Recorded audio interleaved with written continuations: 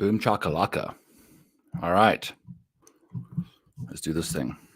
It's the Sunday night research stream here on Back Nine. Bets for the Zurich Classic Open. It's Sunday night. It's YouTube only. It's you. It's me. It's the Zurich Classic. I've got some fun news for you. I've got some sad news for you. If you're a person that's tuning in for the live stream, if you want to hang out, we're going to hang out because I've got nothing prepared. I don't think the place I usually get the names from doesn't have the names of the teams. So we're going to be doing some random typing together. We're going to be doing the whole shebang from the very beginning. It's going to be a fun time. The RBC Heritage is over.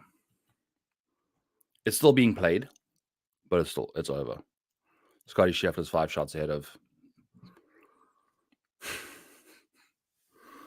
Seth Theegala, our outright selection. He's 5 shots ahead of Wyndham Clark, who we bet against Scotty Scheffler the last 2 times Wyndham Clark's finished second.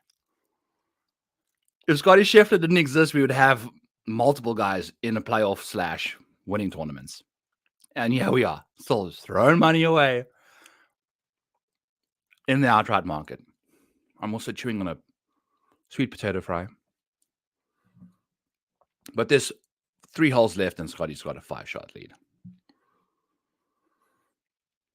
Ludwig not going to finish inside the top 5 unless he makes birdie on 18. Russell Henley inside the top 20 once again, so he's going to be back to Sex Panther status. Tom Hoagie cashing a top 20 for us despite making a quad on hole 18. Talk about coming in clutch. Making a quad on hole 18 and still finishing inside the top 20 is very impressive. So shout out to Tom Hoagie, who did a off the tee, lost 2 strokes. On approach, lost 1.5. Putting, decided to lose a full stroke. Quad. So this is the situation we're in. So I appreciate the 2 of you that are in the chat. Hit me up with the hello in the chat, please. I'd appreciate that. If not, that's fine. I'm totally cool with you just hanging out with me as we go. I've also deleted my banner for the Rotoballer PGA show, so we're starting from scratch with that. It's just going to be, this is a from scratch show. Bro, this is what we're doing.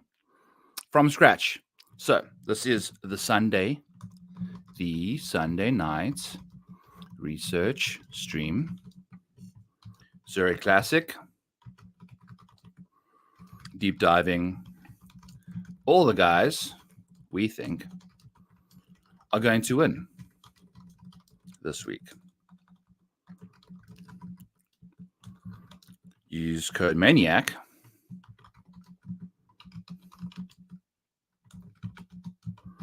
for 10% off at your local rotoballer.com PGA website to get everything you could wish for from your local Rotoballer PGA provider.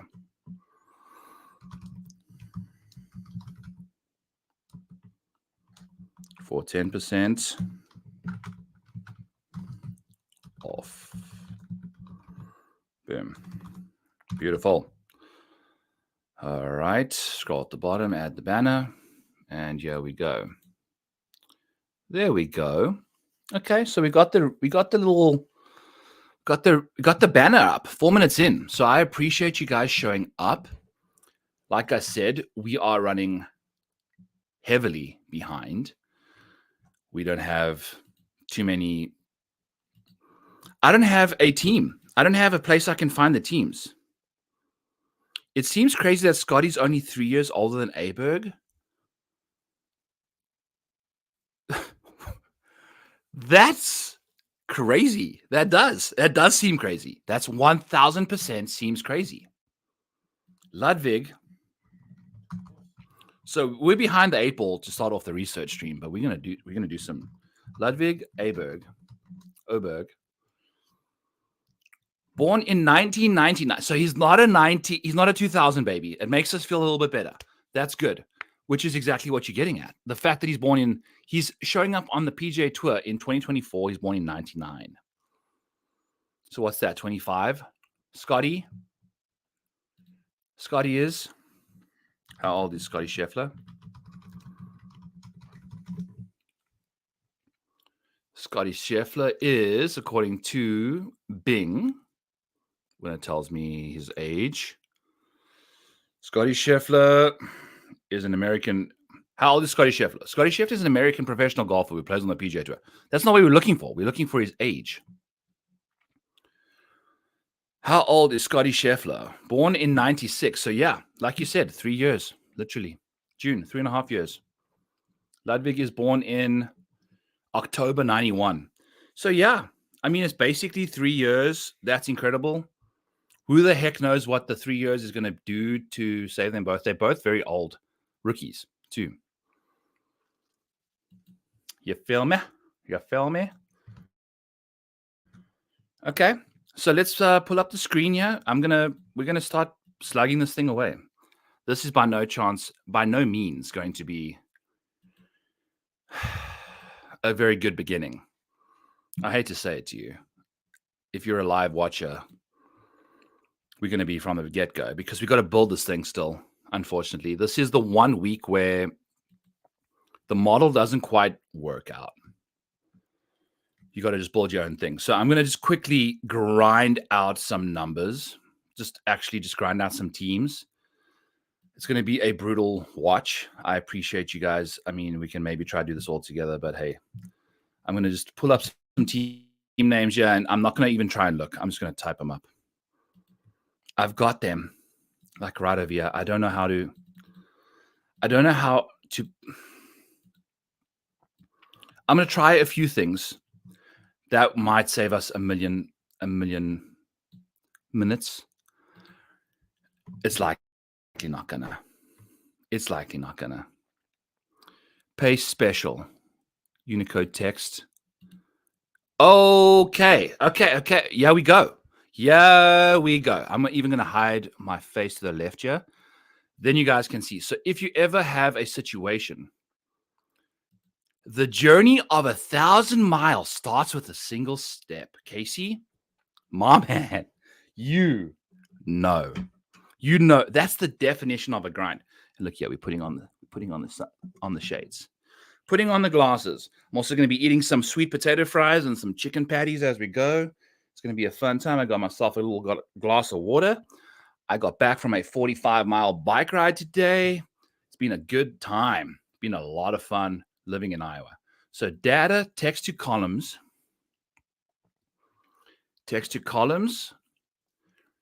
Next, do your work. Space.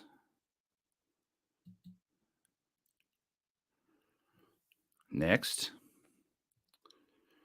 This can go. I'm going to go back, actually.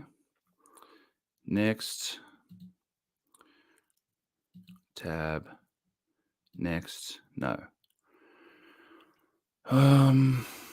What are we trying to do here? We're trying to do spaces. So maybe we do that. Okay, let's get some spaces going on. We're close. We are close to getting this figured out. This is the joys of running your own model. All the places I use don't have this available. So just hang with me. It looks like we're going to have to. Usually I can get rid of one. But maybe we're just going to have to deal with multiple names. Okay. So we're going to delete these columns. We're going to go. The journey of 1,000 miles starts with this. Casey, buddy, I'm assuming you're a stoner for sure, right? I mean, how can you say that without being? How can you say that without being? Replace. We're going to replace some commas in this with 0, like nothings. So now that's figured out. Beautiful. But granted, we want those commas because that actually brings us what we're looking for. Okay. Is there? Yep. These are the guys we want to make sure that this takes care. Aldrich and Tristan playing together. Yes. I like this already off the get-go. Let's do these guys. Hello, South African boykies. Nikolai Højgaard going to cause us some issues with some of that situation. We got to put him a comma over there. Is there anybody else? Yep, what is this column? Just a random one. How's the microphone sound? I've been trying to determine if I want to either the beauty of trying to be a content creator is determining where I want my camera and where I want my microphone. I think I need to get I want my microphone like right by my mouth. So those of you that are listening right now, I would love to know if this with my mic right now at since 10:45 on the timestamp with the microphone like right by my mouth, does it sound better? Or if I move the microphone now at 11:02, it's about 6 inches away from my mouth. I'd be curious, you guys just hanging out with me, what does that do? Does it give you a little bit of, is it a different sound, or is this what you're looking for? All right, but let's do this. I'm going to keep cruising down here. Jimmy Stanger, Adrian Dumont, the Chashot. Okay. Dumont, de Chassot. This guy's a disastrous of a name. Okay, and we're going to make him Adrian. This is the fun part. So I appreciate you guys all for hanging out. We can just drop if you have any random questions. You know about as much as I do right now. So this is the fun part because we're going to learn this all Ted Potter Jr. So the junior needs to be on the end of the Ted. Okay. Teddy with a junior and a period over here. Then we take him moving on down. So we've only got 81 guys. Of course, we've got Blaine Hale Jr. and Paul Haley II playing together. So that's going to cause us some issues. Blaine. Oh, Jesus, these guys, they like our life couldn't just be that easy. We just have normal named people doing their thing. Okay. So these are our guys. We've got them figured out now. And now we need to get the full names put together. So this is where. So for those of you that are learning about, not learning, but those of you that don't necessarily know exactly what's going on in Excel, here's a little bit of a Excel tutorial for you. So we're going to have to do name, surname, name, surname. All right, so player one needs to be, so what you do when you're getting data like this, so you've grabbed this data from a random piece of website. Now you pasted it in using the text to data to text to columns, which we've just shown you how to do. So now you've got your name separated into syllables, or single names, should we say, not syllables, just isolated names. So now what we're trying to do is concatenate, which is equals concatenate, which means you're taking these names and you're putting them together. So we need the actual first name, which is not the surname, which I have up top there. And we want to pair it up with the last name, but we want a space in between. So we're going to add a space to the concatenate formula. So you go like in apostrophe, like double inverted commas, space, inverted commas, comma, and then you're going to go and click in Fitzpatrick's name, and you close out the brackets. Concatenate formula, boom chakalaka. There's Matt Fitzpatrick for you. So then we're going to do player two. and basically do the same thing. But it's not going to pull perfectly because we're going to actually have to draw it across. So let's just actually just do our own exact one. Concatenate Alex first, space. So you're going to go inverted commas, space, comma, and then you're going to go Fitzpatrick, close out the brackets, and then you've got Alex Fitzpatrick right in the mix. So now we've got the teams. So let's just go double check that we've got the team figured out. Got a few commas in there. That's fine. We can get rid of the commas since we've done it this way.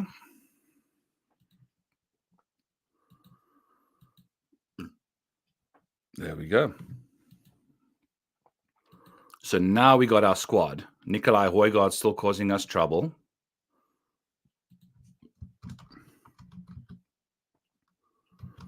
By the way, he was my single bullet out in the freaking Dominican Republic at freaking 14-1, and he missed the cut by like a million miles. Shout out to Billy Horschel winning the Corrales Putacana. Who would have thought he would have won that thing? But hey, he's doing his thing. Okay, so we've got our guys. So we've got our teams now. So now we need a combo, the combo of the teams. And we're gonna do that again. So we're gonna concatenate equals concatenate, because the importance of this all is making sure we have the team. So we're gonna go Fitzpatrick,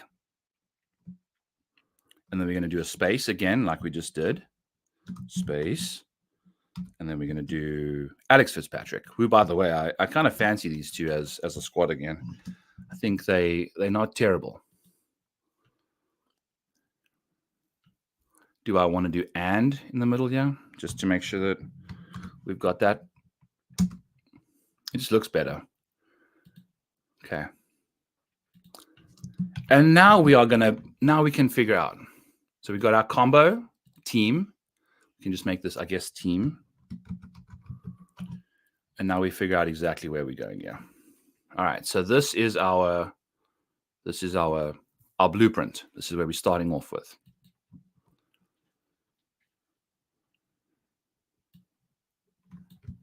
Boom.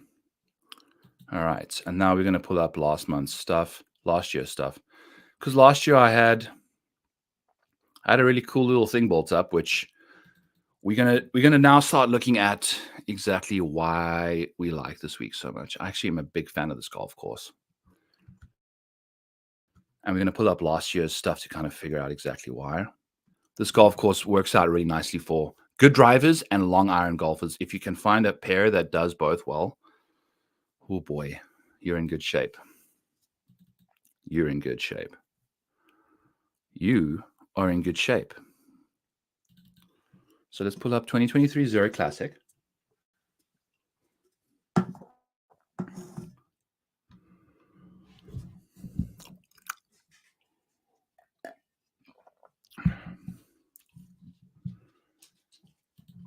Putting it up.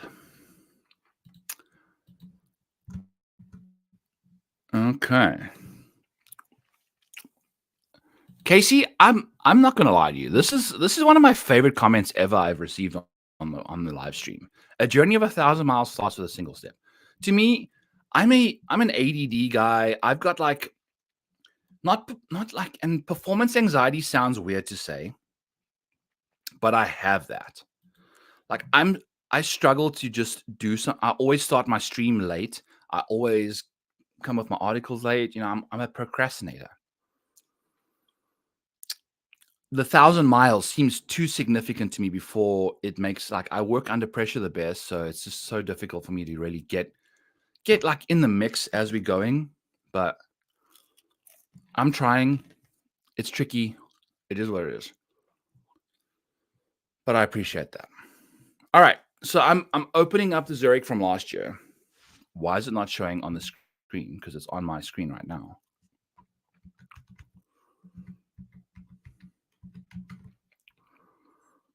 Close out a few of these things. Make sure we are. All right. Okay. So now, why is this still not showing up on the screen? These research streams, folks, I really appreciate the few of you that are hanging out in here because they are always a very slow start. So while I'm looking at this, like, oh, you know what? It's because I clicked the wrong button. Share screen. I need to share the full window. That's what I need to do. There we go. We've also got the Photoshop up. So I need to close out the Photoshop. Like kind of, did you like that Dudley Boys thumbnail? Those, I think Patrick Cantney and Xander Schauffele are definitely the Dudley Boys. All right. So now we've got it figured out. So now we can pull up Zurich from 2024. Now we can pull up Zurich from 2023. Where are you? Also, I'm super close, and I know this is sounding weird to people that listen, but I can almost get to the point where I can have donations on the channel now, which is kind of what I'm trying to move in the right direction towards, is kind of turning this into a situation where people that do care and do want to, contribute and help support the channel, they can do that. The entire stream has just gone down right now. There we go. And we're back. The entire computer just disappeared on me. But we're getting to the point where we can almost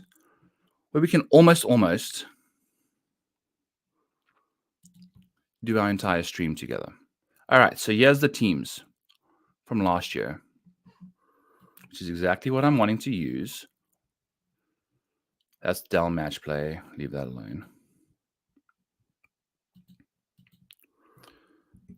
Okay, why is this thing not... It's just driving me nuts. Present. I want to show you the screen that is literally on my screen and I can't show you right now. Entire screen. There we go. Okay. Let me do it, please. Okay.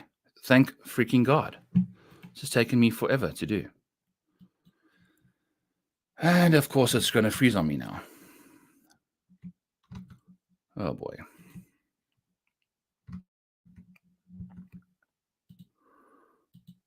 Okay. Here we go. All right. So this is the situation. So as you can see here, this is what we're going to be doing for this year. We're going to be using basically this team situation. And we are going to be pulling in their own power rating for the week. We're also going to be trying to do a situation here where we can see, all right, so is this person a good long iron player or is he a good driver? Because from what I gather from last year, let's see if we can find, I don't know where how the holes set up. Is this the same golf course?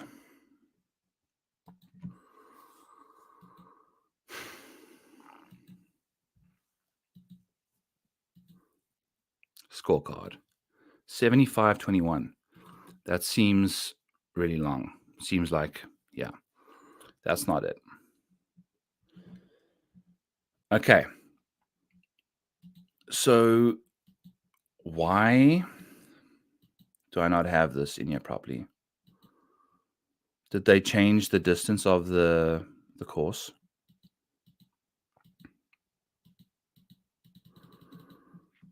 Where are the holes? We need to make sure we got the right holes in here because that's like really important. Yeah, this is exactly, so they've changed I feel like this is exactly what I used last year because I changed the odds and evens. I made this here. So they've changed the distance. They've added another hole. Like, so we've got par. It's not the right hole. I didn't even have the right hole in yet. Okay. So now we're going to have to do the holes. The joys. All right. Yeah, we go. Let's do it. It's part of the process. Yeah. This freaking tournament, man. All right, so we're gonna do the pars first. We're gonna go par 4, par 5, par 3, par 4, par 4, par 4. Hole 7 is a par 5. Hole 4, and then a par 3. 4, 5, 4, 4, 3, 4, 4, 3, 5. And we've got our par 72. Now we need the yardage, and it's going to be 399, 548, 221.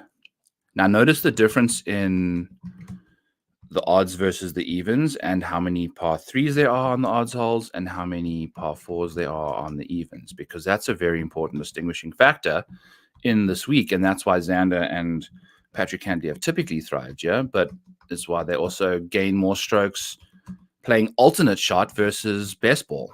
And we'll describe that difference here shortly. And we're going to make sure we figure out the format before we really dive into this as well. Zurich Classic 2024 format.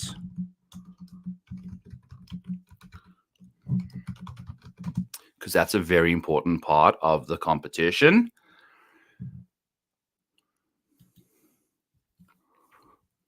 Okay. So pull this up here.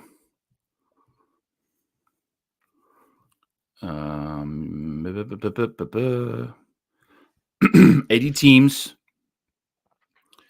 2 formats today. The first and third rounds are better ball, and the second and fourth are alternate shots. Okay, so it's exactly how we expect it to be. That's fine. I just wanted to double check that is exactly how it goes. Here are the teams. I probably could have looked them up as well. We've got them in because we know some formulas. Beautiful. Also, I love how I just completely changed up the yardages on this thing, and it's the last year's actual scorecard. So we're going to do that on this year's scorecard instead, because that's what we really want to actually do, is use the Zurich Classic 2024 versus your Zurich Classic 2023. And we're going to paste that in right over here. What did we do? Did we pick up the holes, or did we? Yep, we did. We picked up the holes. Boom. Okay, so now we're in business. And now you can see, and I'm going to pull up the formatting here, because we're going to want to pull up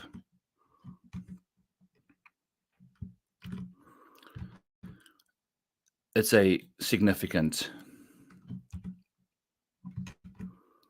it's a big deal. And I'm taking a hot minute to get to this whole situation, but like I said, we're running a hot minute behind you, but we're going to get you at some point. All right, so now what we do, I'm going to zoom in here quickly for you guys. So the absolute advantage and the biggest edge, and this is the whole point about doing this. So as we saw, to the 7 of you listening, we are going to go to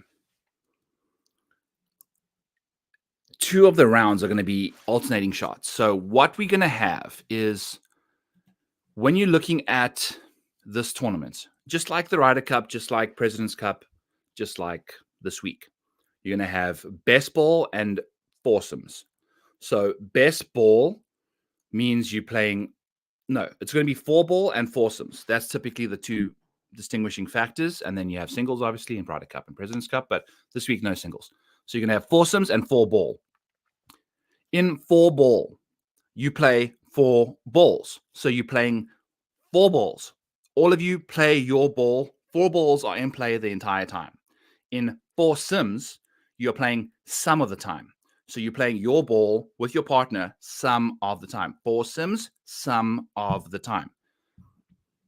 Alternating shots. So you start on a even or an odd hole. You're going to either play all the odds or all the evens. That's kind of the strategy, yeah. And now the beauty of the strategy is this. If we pull up the odd holes, which are going to be the ones. Yes, it's going to be the ones. Odd holes are ones. We've got 9 odd holes.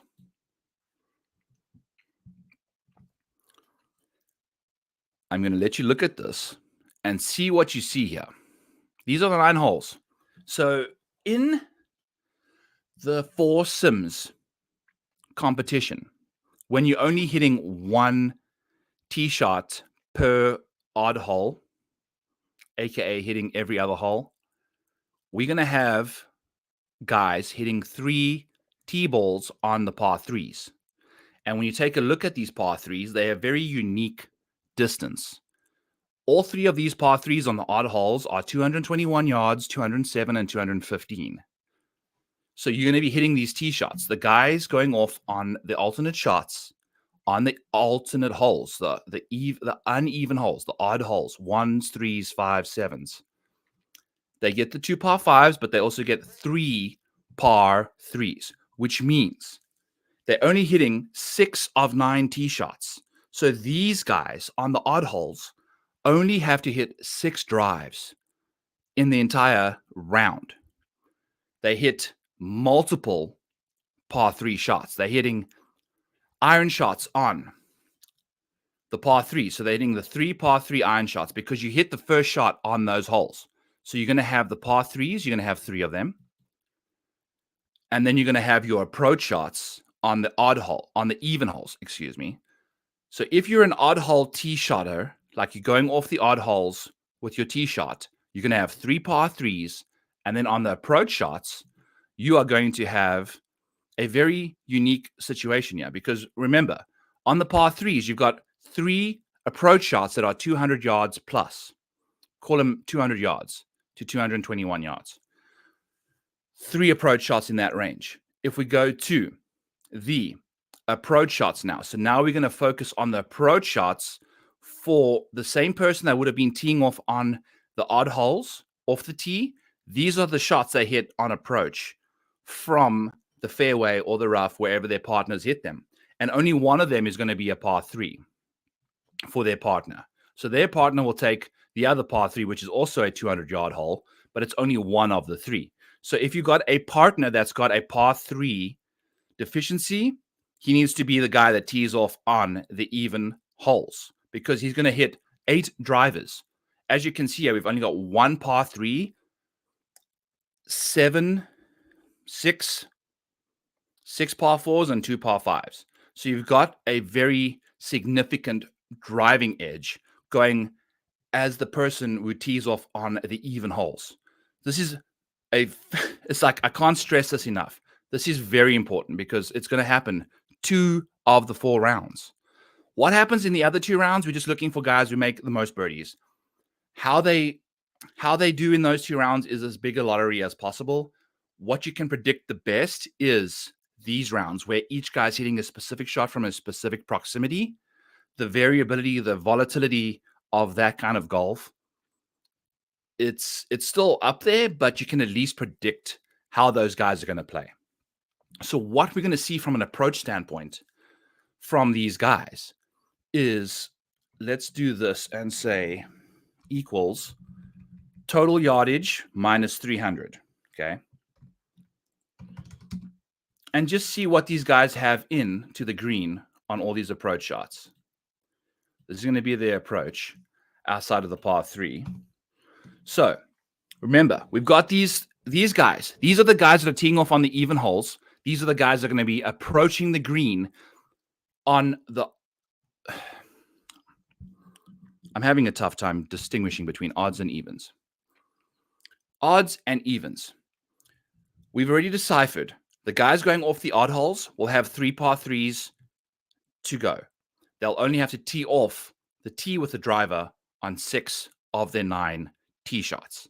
The guys going off the even holes will only have 1 par 3. They hit 8 of 9 drivers. So we're going to see that happen this week. On the approach for the even holes, so the guys going off the odd holes off the tee, they will have on hole 2, like remember, par 3s are 300 yards plus. So that's 3 approach shots guaranteed to be 300 yards and out.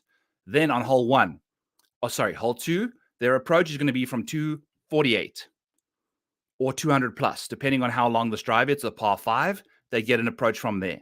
On hole 18, they get an approach from 200 and out. So that's 5 now. Tee shots that are 5 approach shots that are 200 plus that the person going off the odd holes on the tee gets to hit approach shots from 200 and out because they get the 3 par 3s, the 2 par 5 approach shots, and now we look at the other par 4s. One of them's 182, one of them's 176, a few wedges here and there. Then we get to 12, 192, boom chakalaka.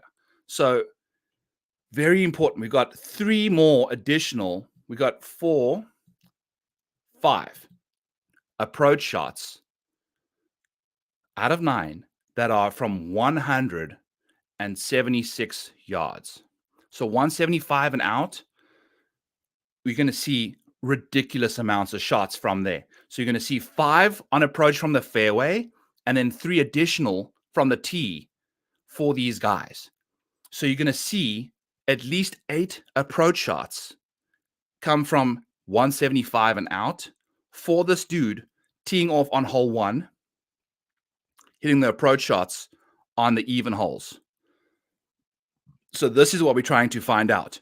Who is the best from 175 and out? Call it 150 and out. We're looking for these good long iron players. We're looking for good drivers of the golf ball. On the even holes, we're looking for good drivers because they're going to be hitting 9 of their tee balls. 8 of them are going to be drivers. 1 iron shot off the tee. That's the situation. Then if you take a look at the approach shots for the guys that go off the other side of this situation,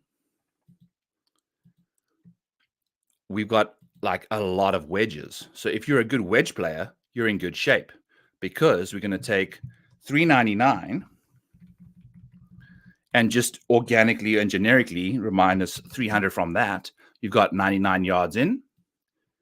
We drag this down. You've got a par 3, so that's going to leave we've got obviously the par 3s, 3 of them, like we've discussed.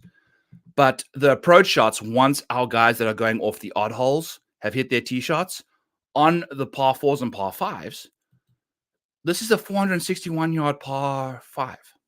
They're going to have a wedge to a short iron in. There's one par 5 that's very, very long. They'll have that one long iron in. And then another long iron in on 15. But the other 5 of 7, because remember, there's only 6 approach shots that these guys get to hit because of the 3 par 3s. The approach shots for the guys going off the even holes are 99, 138, 161, and 103. 4 of them are like wedge approach shots. So the good drivers that need to be good wedge players, and then the bad drivers need to be good long iron players in order to take care of business from a ball striking standpoint on this golf course. I know I've taken a hot minute to kind of get through that, but this is the game we're playing. This is the game we're playing.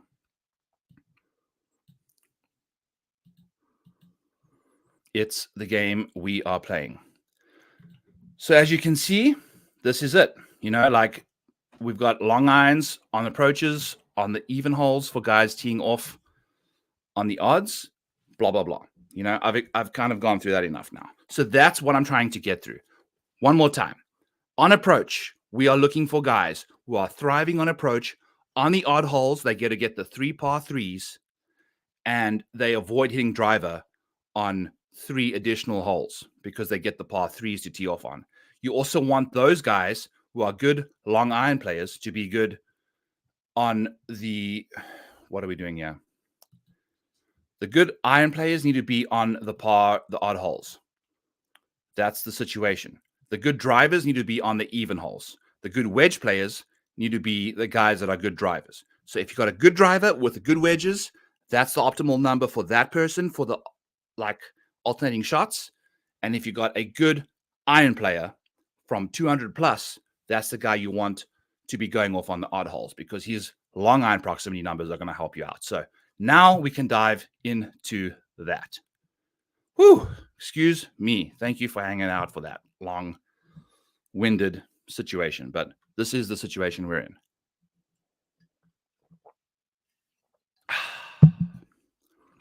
All righty. Hit that like button if you're hanging out with me tonight. Also, I've only got 2 comments, and they happened early on. It's been a casual 40 minutes since.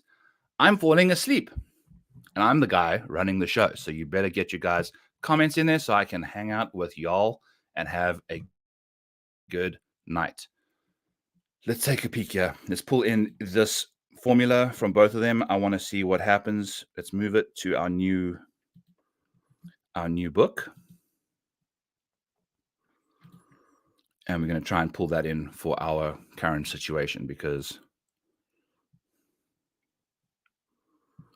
the name.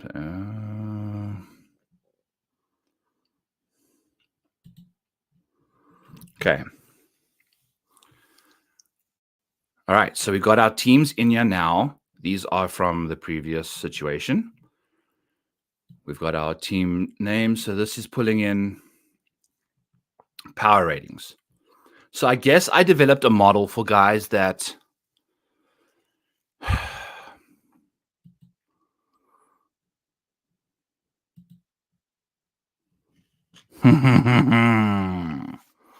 yes. There's analytics to this, dude. There's analytics, bud. There's analytics. You can go off vibes, yes, but I think from a DFS perspective, there's analytics involved for sure. I think the Hadwin and Taylor last year in the final round, the analytics showed that those guys would be one of the optimal options. They came through. So I will be leaning into Showdown heavily on the alternate shot weeks. DFS Showdown is this week. This is where our biggest edge is. I know I wanted to mention that as well. Week long, sure. Throw your outrights out there, blah, blah, blah. I would scatter shot them. I wouldn't go with a favorite. I put together how I hit this outright last year. I put together 6 outrights based off of a narrative of photoshopping and just having a fun time putting names together. Like I put the Hardy Boys together. I put Tom and Jerry Kim together, like Tom and Jerry. Like we've got these guys together. So we can chat about some fun names, but at the same time, there's definitely analytics to be digested and engulfed and applied to this week. So let's go. Good. The Hoygaard brothers, going to be a problem. I wouldn't even call them sleepers. I'd call them legit issues. We can take a look. What's up, JK? Thank you. Good to see everybody showing up. Finally, I had to prompt y'all, but hey, are Candy and Zan probably getting the Scheffler odds? Yeah, exactly. It's going to happen again. It's going to happen, and you'll see why now. Let's try and pull that up immediately because just looking at last year's data, what the hell does piggyback squad even mean? Piggyback squad. So you're likely piggybacking the best off of your partner. Optimal odds minus and even tee shots. T adjusted post adjustment rate. What the I don't even know what this means to myself. So I'm going to have to do a better job of, so Patrick Cantley and Xander were 3-1 last year. Just looking at this from last year. So what was my piggyback squad trying to tell me? Yeah. If one's bigger than the other, like whose power rating is like, so what's their total power rating and who's seeing the biggest difference in power rating between the two golfers? Okay. That's going to give you a piggyback squad. Okay. So that means, let's change that up. Difference between players. Okay. Optimal odds and even. So that means we were pulling in teams 2. Here's teams 2. I guess I had approach and off the tee leverage opportunity. Okay. So approach means that we were using. So what I did is I actually used 200 plus. I never even used 175 out. I used 200, which kind of makes sense too. And Xander is an extremely good long iron player. So what we did last year is made sure that what we did for the alternate shot rounds is find who's the best off the tee, who's the best from 200 plus. So what I'll do is from 150 and out, I'll make sure that comes into play. But we saw, these guys like Andrew Landry.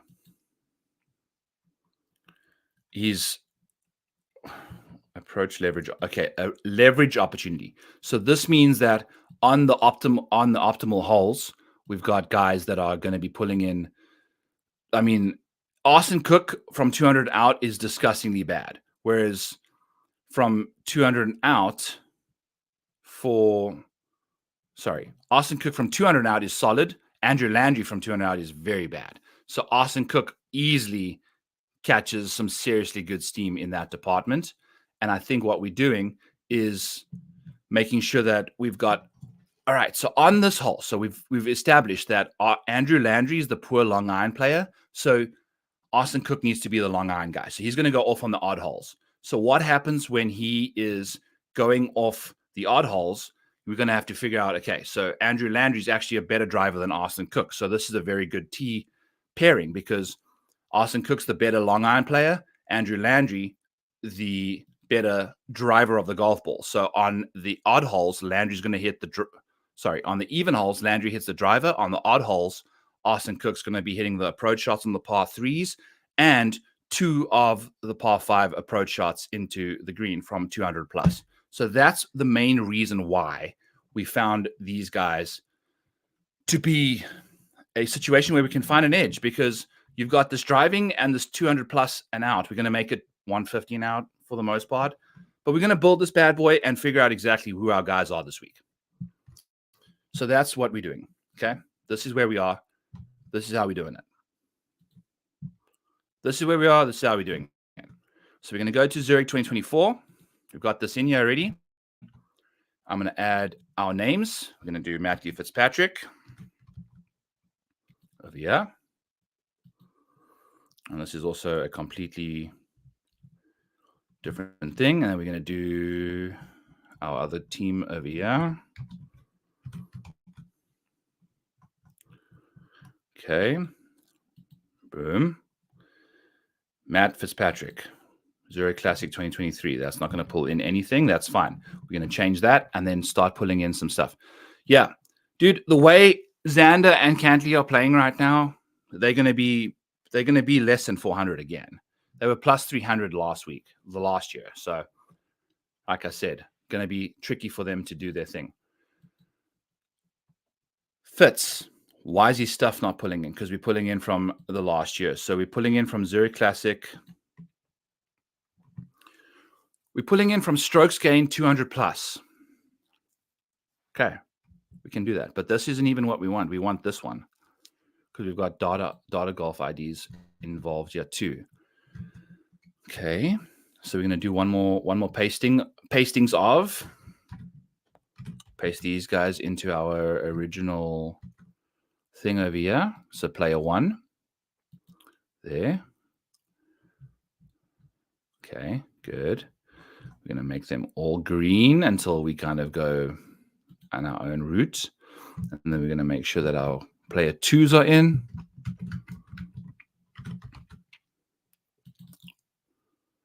Okay. And then we're going to find our player IDs. So VLOOKUP. This is just, we're going to have some fun with some Excel basics. So a VLOOKUP, for those of you that don't know what the hell a VLOOKUP is, this is it.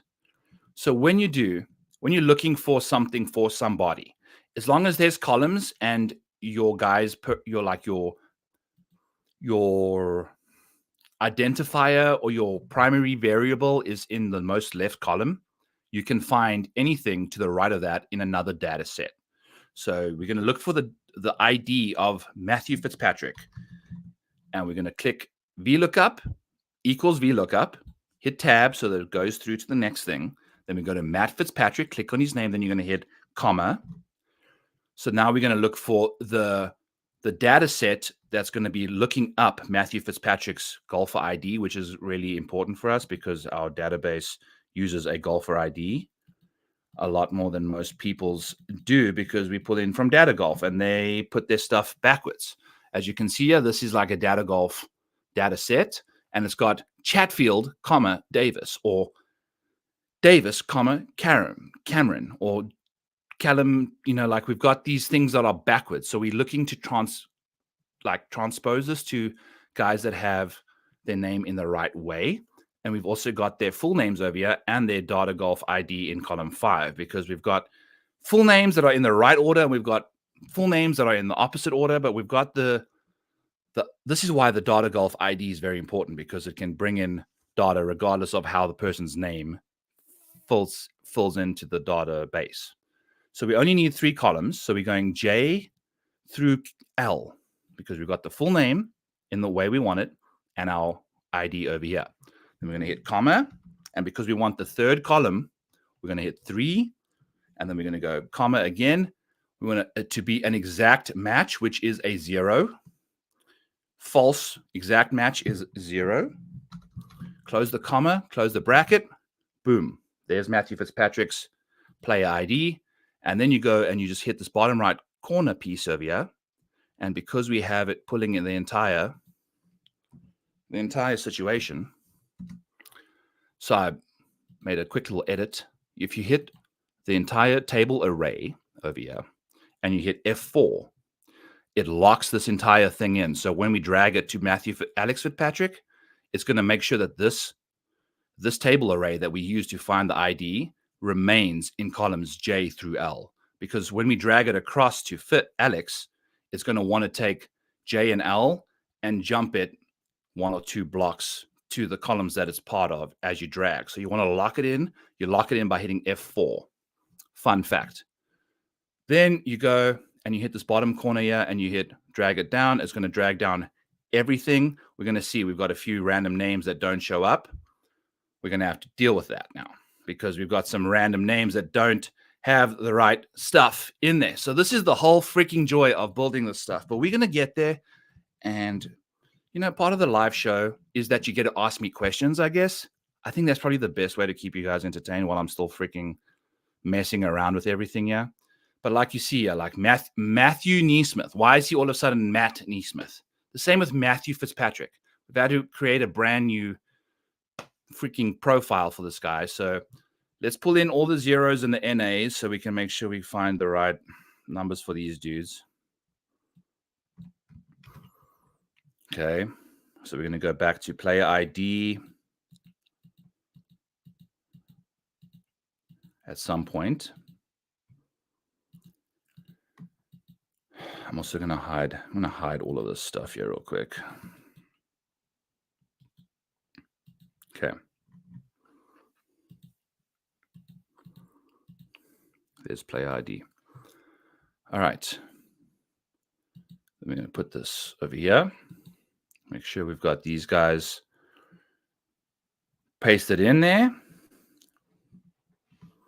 And I'm going to add these guys' data golf profile numbers to the mix. Nico Echeverria.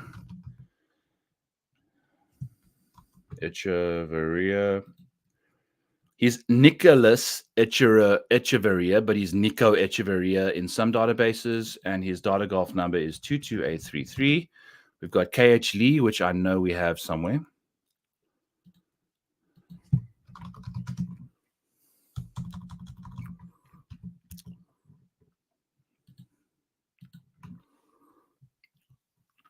Does that change up our entire situation?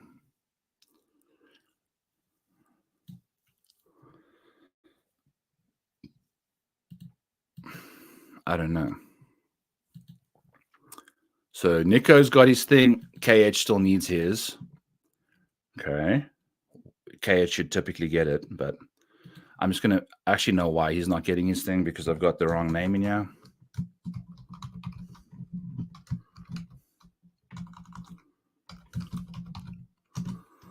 Okay, that's going to bring it in. Nikolai Højgaard. I don't know why is his stuff not showing up.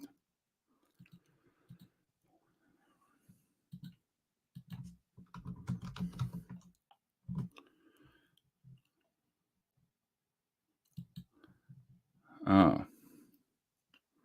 It's got... Okay, we'll just do this. Okay, Nikolai. And then we've got KH, who needs to have his own thing as well for the KH Lee one. So I'm just tidying up some stuff here. SH Kim. So why are you being a little dweeb, Nikolai? Why aren't you pulling in the right stuff, bro beans? Okay. SH Kim. We're looking for you. We've got you. Okay. So why? Let's pull in Kim's and figure out where the Kims are.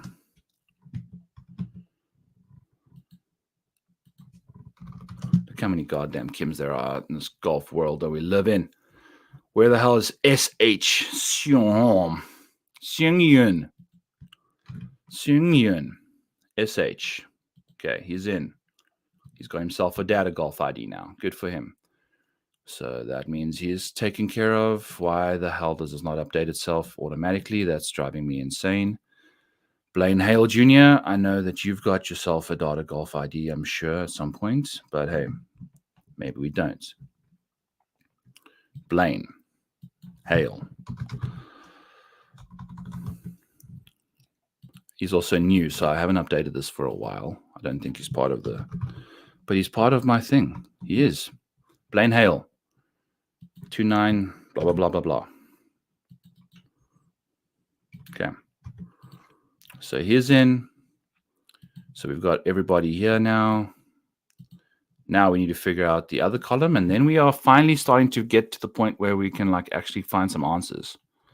So yeah, as a live viewer, I'm trying to make this helpful to you guys. I'm sorry for like making it a really long, drawn out situation, but this is part of the situation we're in. Thorbjorn, not Thorbjorn. So that's good. Russ Cochran, Matthias Schmidt. Let's do this. Okay. Adrian Dumont de Chassert. Nope, not going to pull in. Okay. Why is his stuff not showing up? I'm pretty sure I've got him already.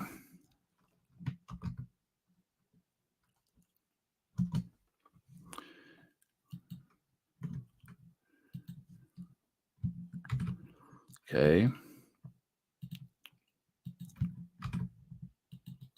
So he should be good now.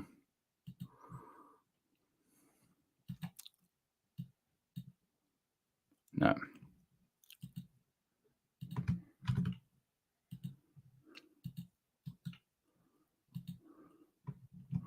Okay, Ted Potter, Paul Haley Jr., and Thorbjorn and Matthew Neesmith.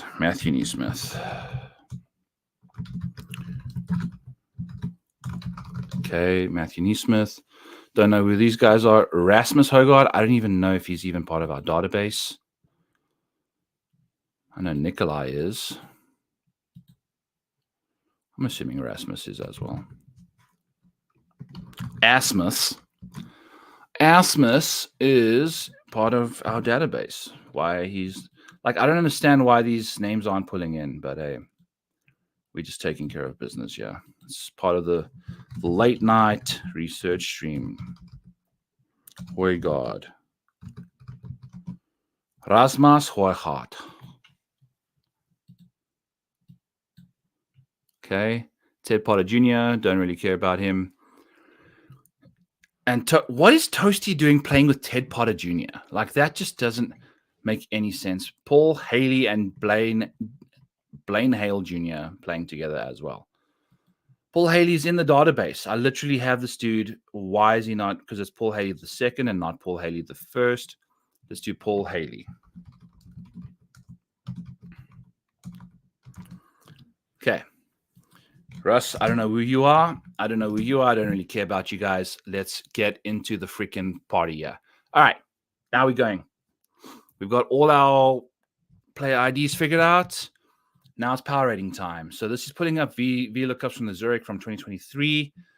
We're going to make our own over here in the summary tab. We're going to pull in these guys.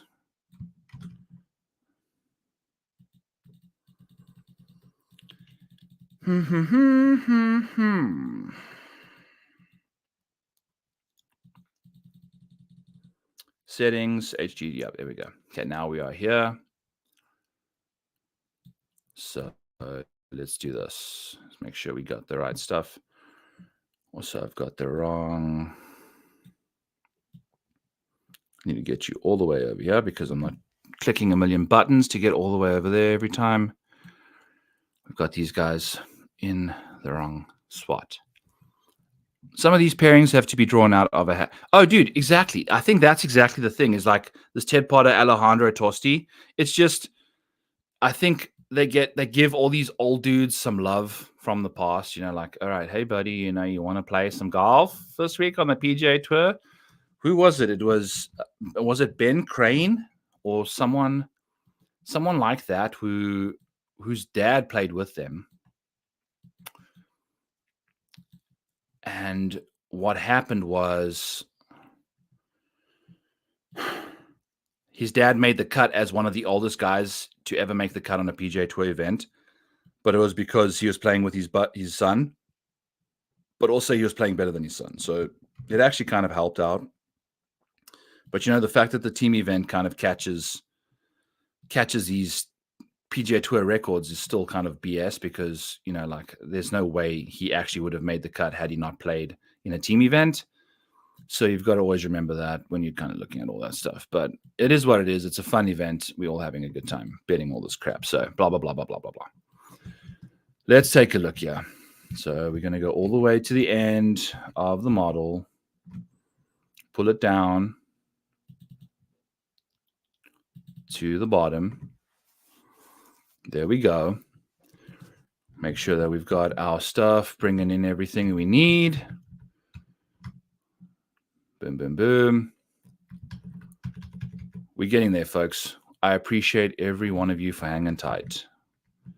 So it's 167 needs to be the magic number in the top here. So instead of 161, we're going to have to make standard deviation 167 once we start getting to the formulas, which would be there. So we're going to change. So how you change a lot of random numbers in a set of cells is you just, so I'm hitting Control Shift all the way to the right now, and then I'm going to hit Control Find, and then I'm going to hit Replace and go 161, and I want to replace it with 167 because we want our standard deviation to come all the way down to the bottom of our sheet, which is at 167. You don't typically get that many names in a field because you only get 160 guys, whereas now this week we've got 80 dudes or so. We'll see how that goes. So we're going to replace that so that we take care of one or two things there. So we've had all those replacements figured out. So that's bringing in all the numbers from the bottom. So that's HG23. Then we've got HG Win, which we probably won't even, that's the upside one, which we'll figure out later. We're not trying to do the whole model tonight.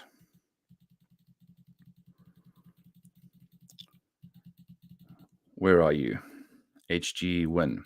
So this is the one that uses all the 75th percentiles of strokes gain data. So it gives you like not just the averages, but it gives you their 75th percentile, which is their upside ranking or the upside metrics for those specific stats over here. Like as you're seeing over here, it's the 2024 75th percentile. So like your strokes gained, your whole thing is going to come across in this like upside here is if you've played poorly, but you've had really good rounds, you're going to show up here. I don't care about your bad rounds. I want your best rounds. This is what we're looking for when it comes to strokes gained from a 75th percentile upside situation. So this is what we're looking at here. But we're going to look at HG23, which has got our guys figured out. We got to go to the Pensieve one more time. Here's the Pensieve. For those of you tuning in that doesn't pay attention to the show and for the first time, big Harry Potter fan. Our main database is called the Vault 567, I think, or 576 in Gringotts, because that's where Dumbledore keeps his stuff. So Potman. Potman. Toast. Yeah. Oh, I see what you're doing. Happy 420 for those of you that celebrate, by the way. 421. That was yesterday. Wow, it's Sunday. Yeah, I went on a bike ride today. I was drinking lots of beers earlier. So but we sobered up now. We're ready to party. We are ready to party.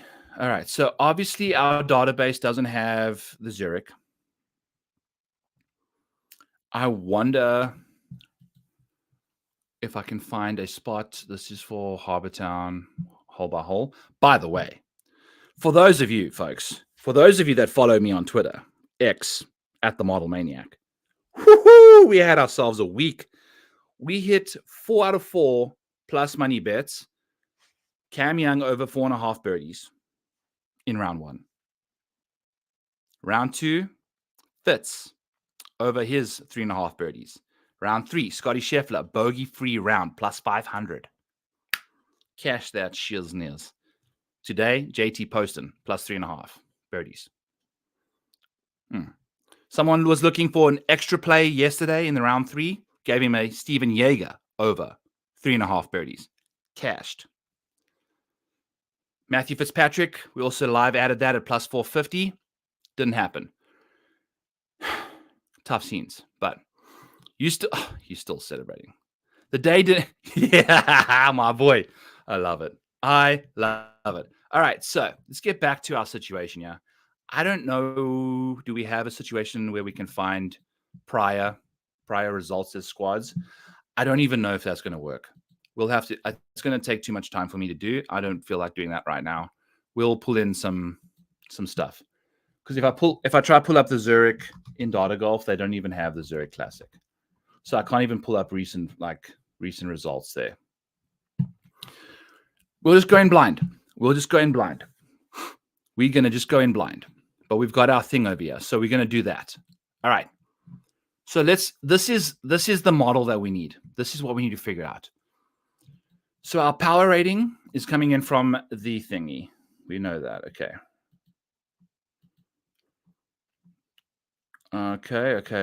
So we need to change our power rating settings. I need to just hide a few things. Hide you. I'm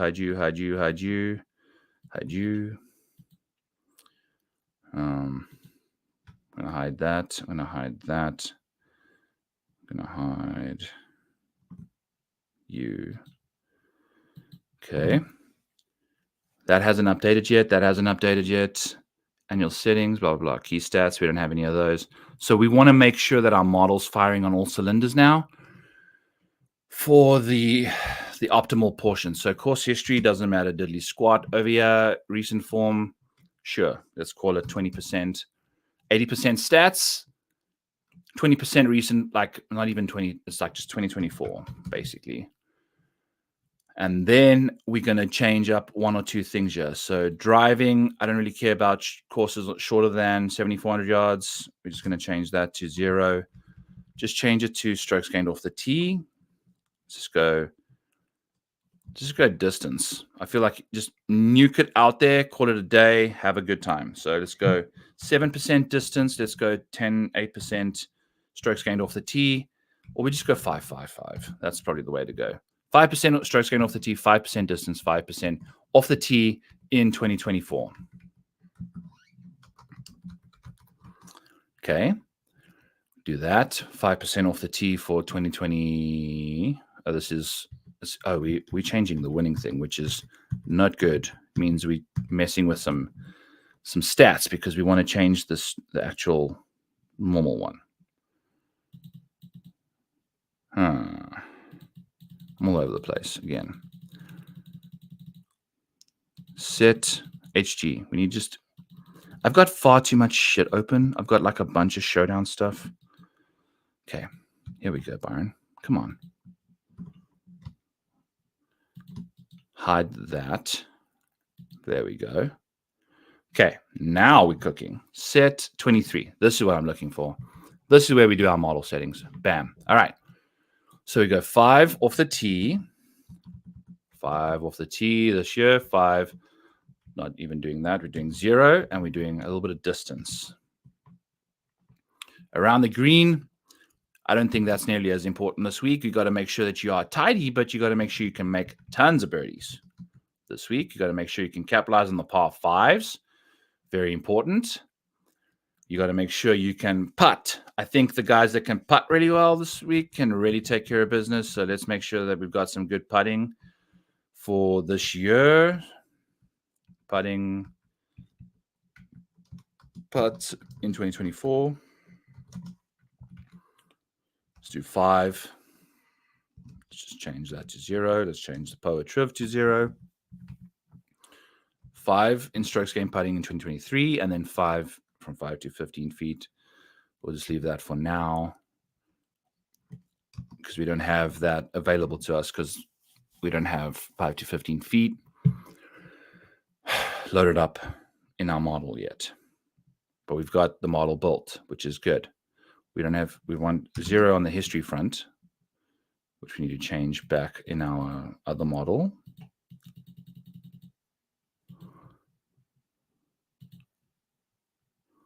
Set when. We're going to make sure that the history kind of we're going to make sure it brings in the last one. Okay.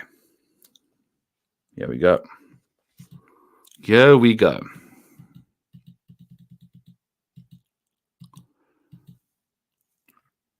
Okay. HG23, Colin, Gary, Rory. So these are all guys that are playing right now. Why are they not? Don't we have this into? Oh, they all playing this week again, I guess. So we need all time. So one or two more things before we get out of here, and then we're going to be good. Okay. Unhide. Last 100, last 24. Okay, this is exactly it. And now we're going to pull in this, and then we're going to be pretty much there. Then we can finally do our thing.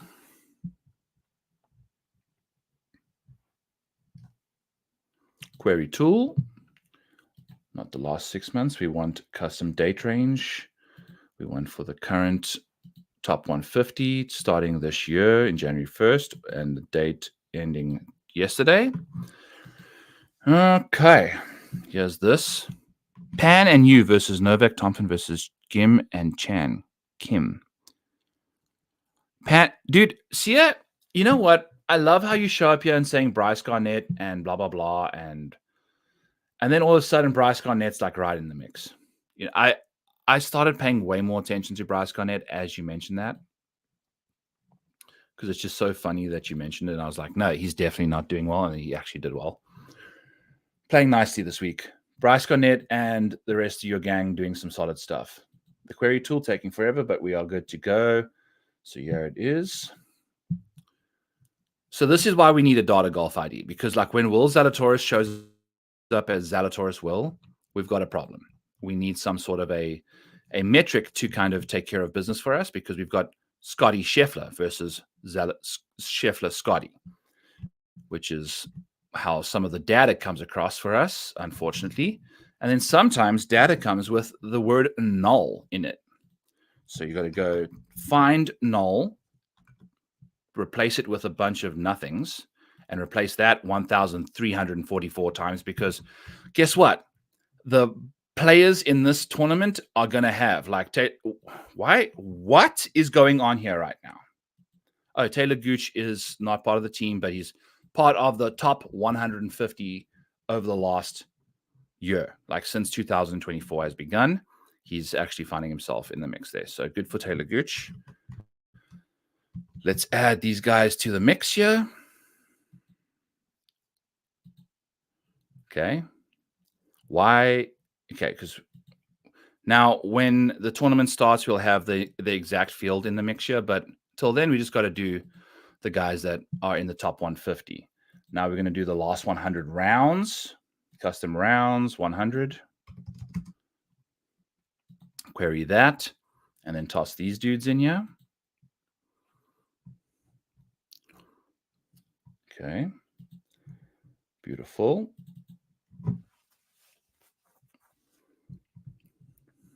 Last 100. Find, replace, null. 48 replacements in the last 100 rounds because it means these guys have got a lot more metrics to go off of. of the last 100. Okay, so we're going to paste them right here. This is our player ID, which is going to change as we add this in here. There we go. We're going to change this, get Russell Henley's kind of situation as normal as everybody else's, because he doesn't deserve special treatment over here. For future reference. Good for Russell. And now, we should actually have our model kind of fired up for the most part. So we've got a model figured out. Here's our model. We're going to have to change some settings. But here's our guys. So Rory's number one, Patrick Cantley, Collins, Sahith, Tom Hoagie. Where the hell's Xander at? Is Xander not in this freaking thing?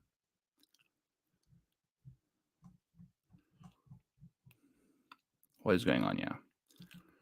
To 169.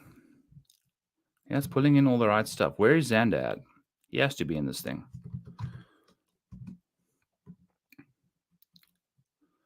Okay, so what about the model is putting in the wrong stuff for him, because this doesn't make any sense. GIR, weighted push shots.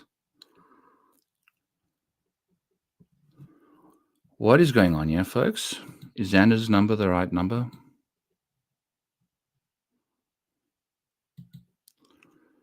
See, like, look at this. Look at all these guys that don't have data inside the top 150 of the current data golf rankings. This is the joy of trying to handicap this freaking tournament. Look at all these guys. These guys are not inside currently not inside the top 150. Where Sam Ryder should be. He really should be. Is he not in? So what the hell is going on here right now? I'm starting to get irritated.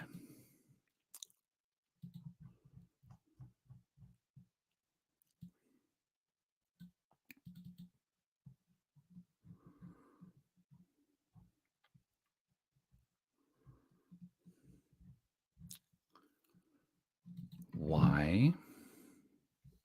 Like Davis Riley, these are all guys that should have their data showing up here.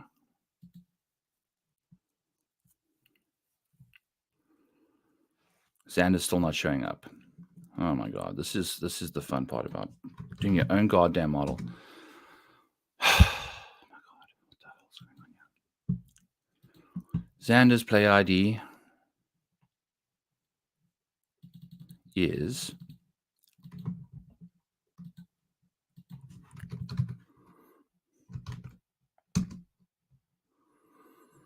19895.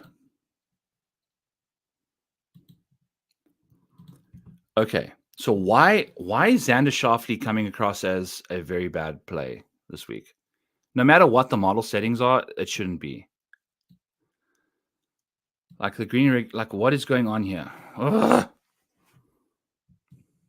Stupid freaking model of mine. All I'm trying to do is just research this freaking tournament, and we've got a whole bunch of guys. Like Scotty isn't playing. Is he even playing tomorrow? He's not playing.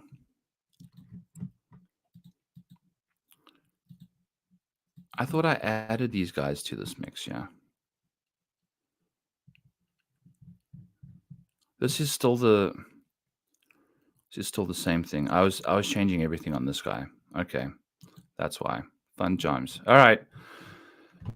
One more time, Byron. Let's do this thing. Where the hell are these team names at? Here we go. Okay. Fits all the way down here.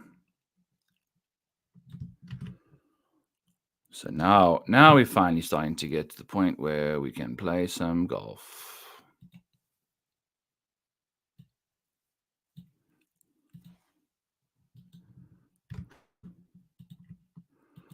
Okay. Here we go.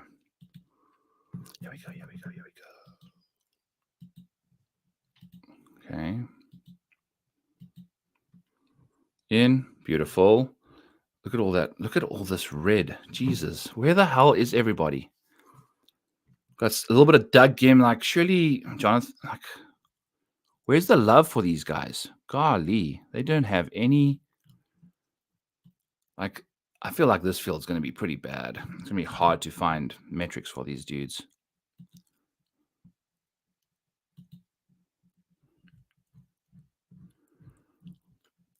So I've got HG. I don't even know what I'm doing anymore.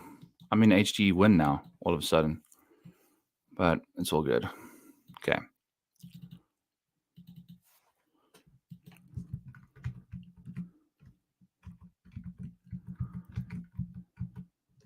Okay.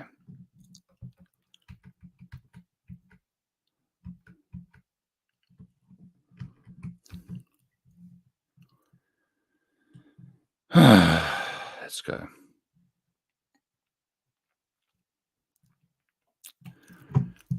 Okay. Rage Against the Model Baron is raging against my baby. Yeah, my baby's she's not listening to me right now. But also we have to build like a brand new model basically for this week because it's just it's so it's such a lottery with these guys, man. Like it's such a random set of people playing this week. It's kind of crazy. But we're gonna figure out some stuff, surely, at some point. Like Gary Woodland, I don't know how he's not inside the top 100 of the last 100, weeks. But I guess this is what happens. So we have to wait essentially for the week to begin, but we can still pull in some stuff. So let's do this. So let's do power rating. Let's do this. Power rating. Interesting. Let's pull in a power rating here let's do HG win. We're looking for upside. Why the hell not? Then we're going to go, what is it pulling in? It's pulling in using Matt Fitzpatrick. So we're going to use an actual name. But I'm actually going to change it to the number because the number is more reliable because you never know what the hell is going on with the model, with the numbers. So let's pull in Matthew Fitzpatrick's power rating from HG Win. And that's going to be right over here. So it's just going to be a quick, easy 2. Okay. Table array, HG Win. Move this out the way. Table array, play ID, power rating. Boom. And then we're going to change this to 2 because we're going off the ID versus the name. And now we've got power ratings for these guys. Good. Hallelujah. We're making some progress here. Holy cow. I'm pretty sure you guys were thinking it was never going to happen, huh? That's what happens when you doubt the Model Maniac. You're going to get some... No, I'm just kidding. That was looking dire for a while. Boom. All right. So now, we've got it going on here. So we've got the odds that we'll fill out here later. We've got our power ratings. We've got the difference between the players. We've got the optimal odds versus even. We've got all of that going on here. Optimal odds versus even would be, what is it pulling in here for us? It's putting in teams 2 divided by 2, AK 11. AK 11 is the optimal opportunity, whatever this means. So where the hell did, like, this is all stuff. If a book doesn't give me a tournament 3 ball with the 3 sets of, yes, dude, I know. So I haven't even looked at these names yet properly. How many sets of brothers we got here? We've got a lot. So we got Fitz. We've got Team Ryder Cup. We've got Molinari's playing with Luke. We've got, who are the 3 sets of brothers? We've got the Fitzpatricks.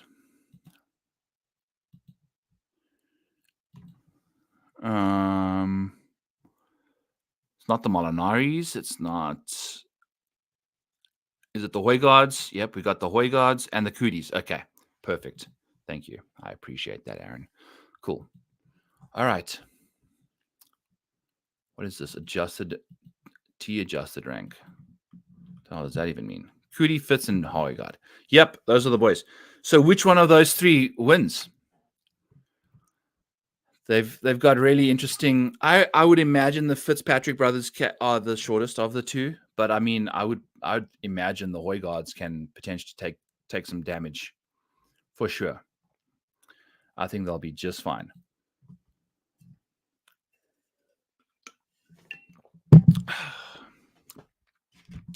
What is the time? I got to take a quick break here in 1 minute, and then I'll be back. Then we'll start working on these freaking. I know this has taken forever, but this is the joys of this thing. I feel like I got to leave you with something to look at, yeah. Teams 2, AK11. So what the hell was I doing with this thing? Optimal opportunity.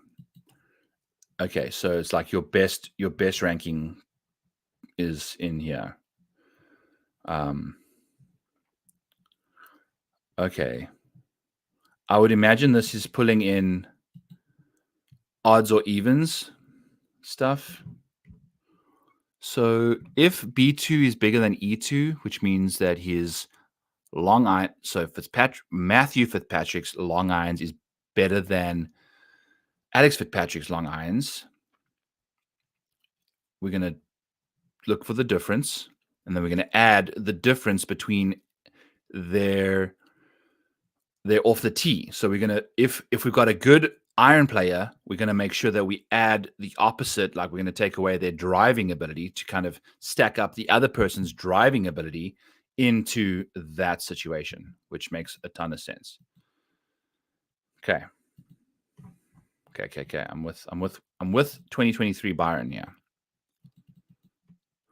Narrative Street. Rasmus missed getting his PJ card. Oh, dude. Oh my! I know.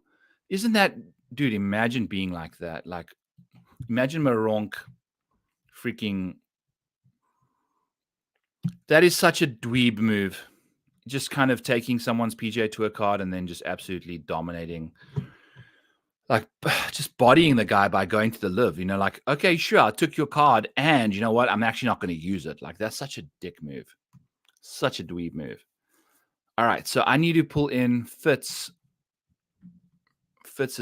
actual strokes gained from 200 plus, but I'm going to change it to 150 an hour because to me this year needs to be that. But I need to dip out for 2 seconds. I'm going to leave what the hell can I leave here for you guys? Not that. That's not figured out yet. I'll leave the winning.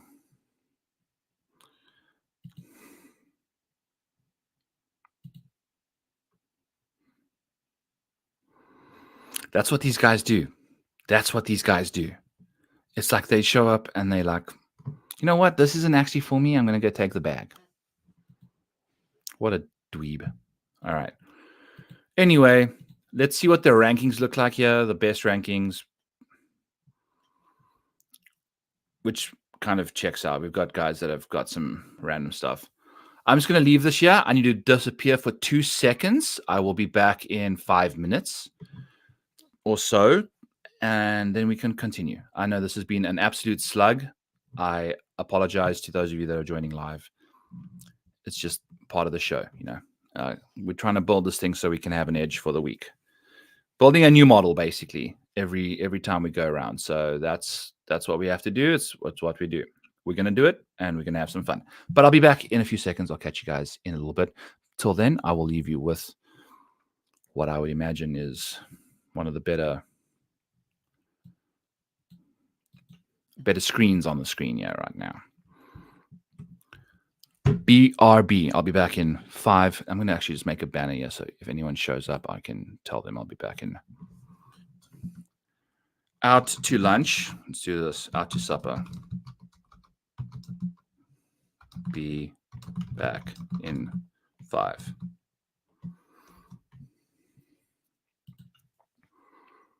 Okay.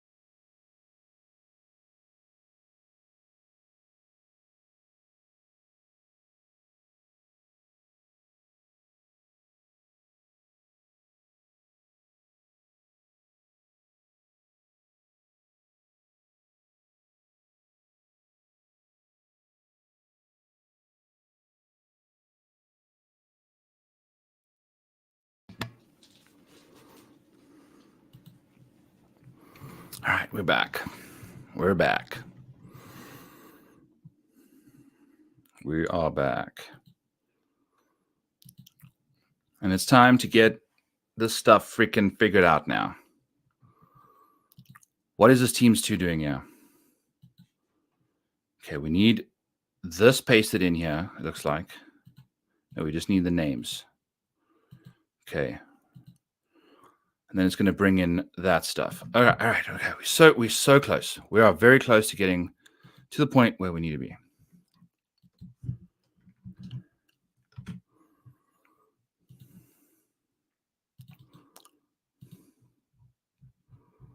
Okay.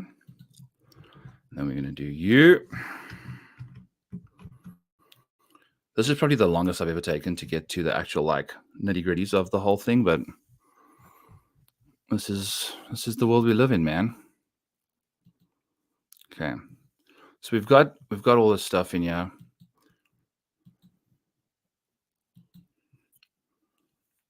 Strokes gained 150 plus. Mm-hmm. Okay.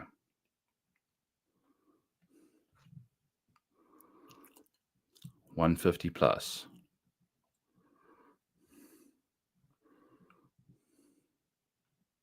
I guess 200 plus was easier because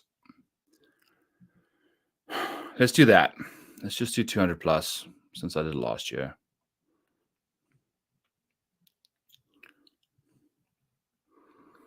So 200 plus is going to be right over here. Strokes gained, DR, DS. Okay. Oh, Jesus be.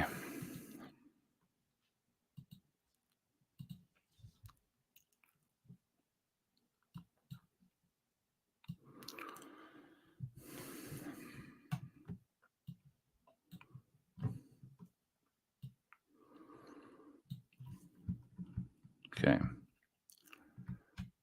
Which one is even the one that we want? I can't even remember.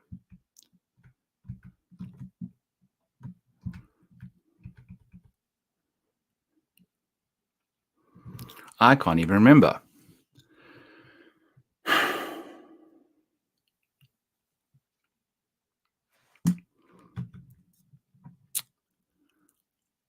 I can't even remember.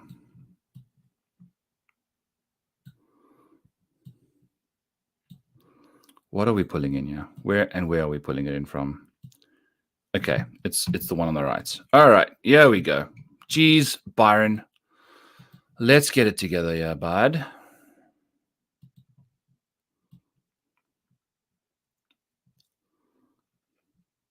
Okay.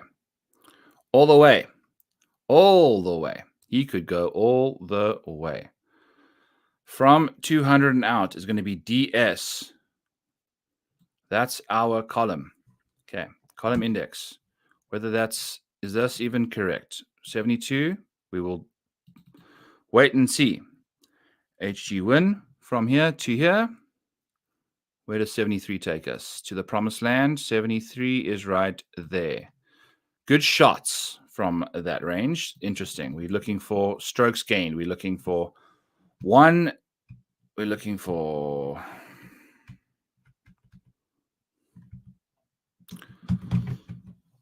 where is the freaking thing? Why? What is going on here?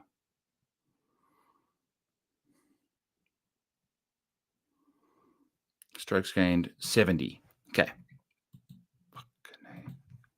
It's driving me insane. Strokes gained from 150 and out, and this is 200 and out, Byron. Okay, let's get it together. Yeah, let's get going. Got to freaking out. Who the hell's going to win this thing? Who the hell is going to win this thing? Strokes gained off the tee. That's going to be whatever the hell happens. Yeah, is what happens. Yeah. So let's do.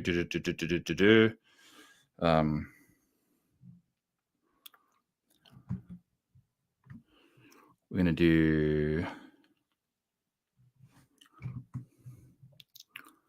Matthew Fitzpatrick, strokes gained off of the tee. Strokes gained off the tee. Typically, we've got a whole bunch of like hidden shit here. Ugh, this is driving me insane. What is going on with this entire... I'm starting to freak out on my whole entire model right now. I just can't do it. Can't figure out what I'm trying to do right now. Okay. We're looking for strokes gained off the tee for Matthew Fitzpatrick. Let's find it. Let's do it. Here it is. Strokes gained off the tee. Jumping on me. So 21. Perfect. Same situation as it was. Let's go. Okay.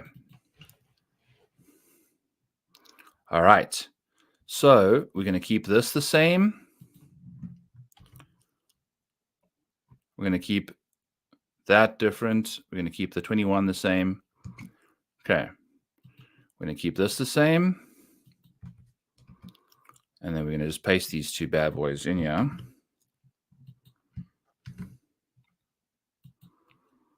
Making sure, boom. Okay, great.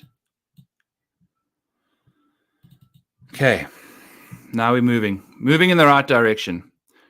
So now we can see exactly what's going on. So off the tee leverage opportunity, I'm going to change this column header because I don't understand what's going on here. So let's say with...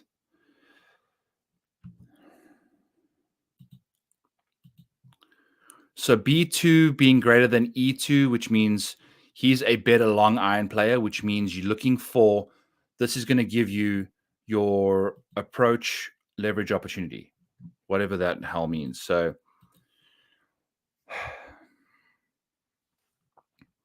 let's change this just to odd, optimal odds, optimal evens, even T.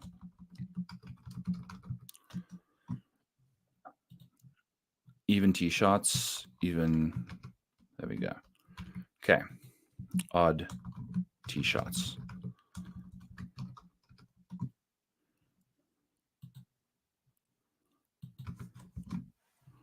Okay. Okay.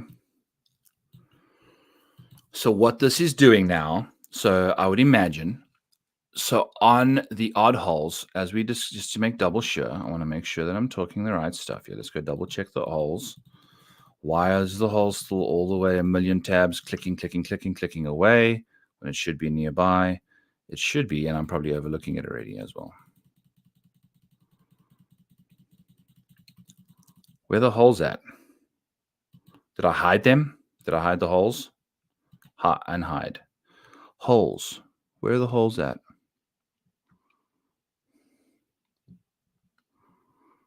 There you are. Okay. We're back in business now with the holes, and the optimal on the evens was the par 3. So you want to hit your approach shots on the even holes, the odd holes. Odd holes, odd holes, odd holes is exactly what we're looking for. So the odd holes, odd tee shots, you want to make sure that you have the best iron player. If the best iron player, B2, is greater than E2, aka Fitz is a better iron player than Alex, that makes sense. Then, if that's the case, we're taking Fitz, minusing his good shot, his strokes gained from 200 plus, minusing it away from Fitzpatrick's, Alex, and then we're adding the difference between their T-ball options so that we can see, okay, so how much are they sacrificing on the off the tee stuff to make sure that we've got a optimal odd tee shots situation here. So we're making sure that the best iron player, we're trying to just determine here what the hell is going on.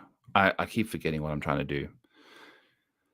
We're making sure that this is showing us the optimal odd tee shots. The hell does that even mean?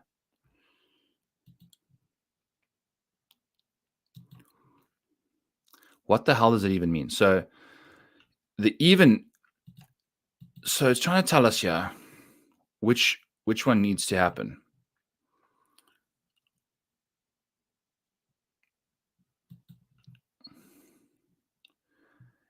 So the optimal, okay.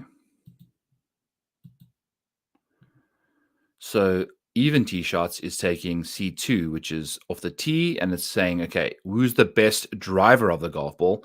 If someone's the best driver, then you got to take their difference between the off the tee and the difference between their 200 plus. So I'd imagine the Fitzpatrick brothers would like to go with Fitz hitting the drivers and Alex Fitzpatrick hitting the irons into the tee balls. That's just, to me, seems the way it would go. I don't even know what the hell this is really telling us.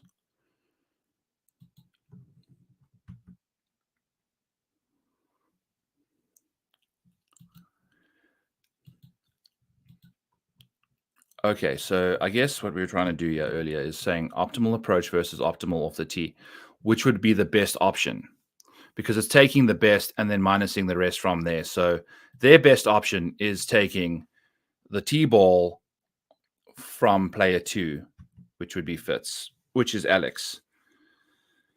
I'm lying. It's taking Alex's irons and Fitz's driver, because Alex apparently can't hit his driver to save his life, from what we understand. When we're looking at, it looks like the perfect situation here is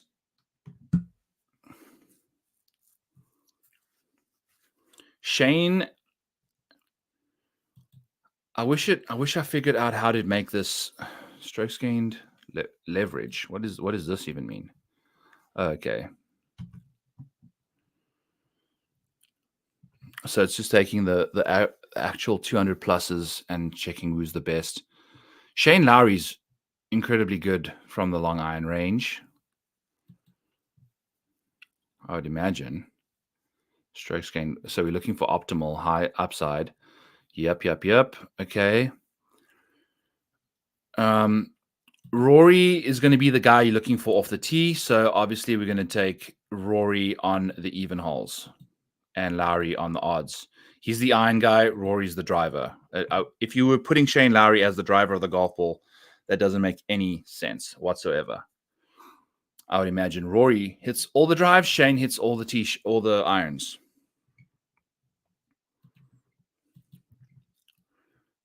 Okay. So let's say player to tee off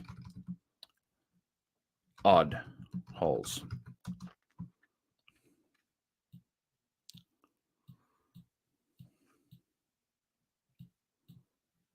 Okay.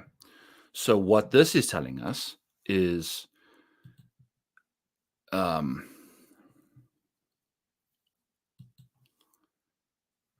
we're looking for the most optimal situation here. And I'm trying to figure out how to make this a calculation now. And then we're going to be looking pretty. So we can just figure out exactly who the guys are that need to be going off on the select situations. Yeah.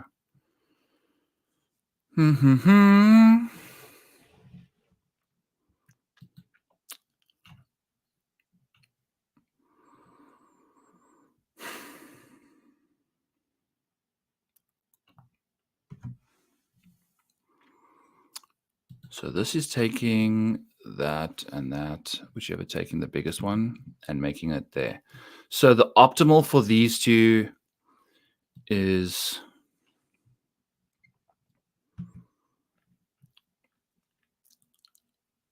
okay.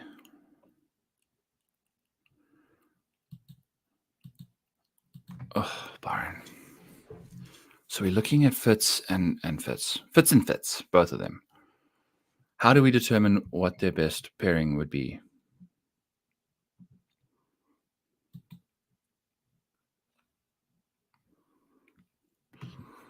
I'm trying to make sure that I'm pulling in the best metric for the alternate shots.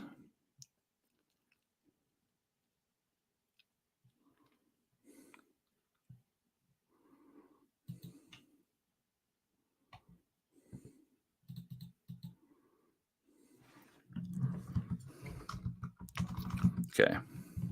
So this needs to just we need to just change this to.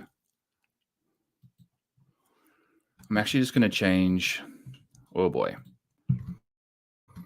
Oh boy. I'm going to add 2 more columns.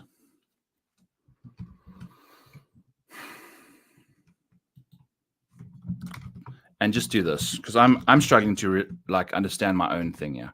Player 1 odd, player 2 odd. Simple. Okay. So now odd T shot. Okay. Now we're going to start partying here. Okay. So this means that if player 1 is hitting the T ball, it means you driving the ball off the tee, which means we're taking your tee shot and we're taking it and we're adding your buddy's approach play. Okay. If we're doing player 2 off the tee, we're taking your buddy's tee ball and we're doing your approach play from 200 out. And that's not ideal. So basically, what we're looking at here is that then we're going to do player 1 and player 2 on approach and just see what happens. I don't know what the hell that even means. Or just do... Yeah, so what we were trying to do here is determine, okay, which one is the optimal? Because you can have a guy that's a really good driver of the golf ball, but if the iron play is that big of a different, you need to make sure you're putting the better iron play in if there's a toss-up between the driving ability.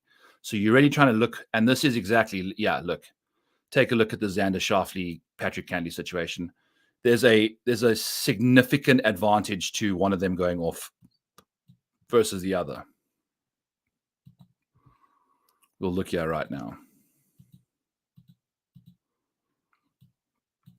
So, yeah. So if we do player 1 going off the tee,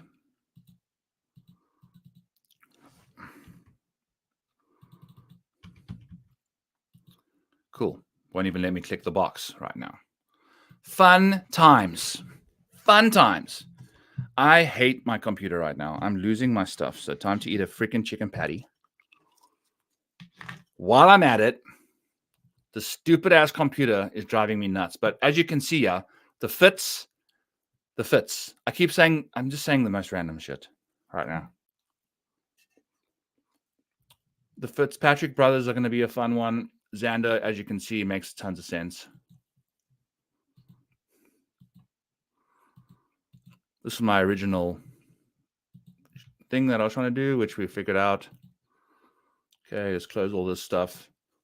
So we can open up an Excel that we can actually click in a cell that shows us what we're clicking on, because we started clicking on boxes that doesn't even show us what we're clicking on right now. The joys, man. The joys.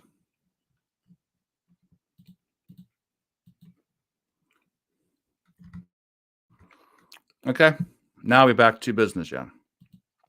Let's open up a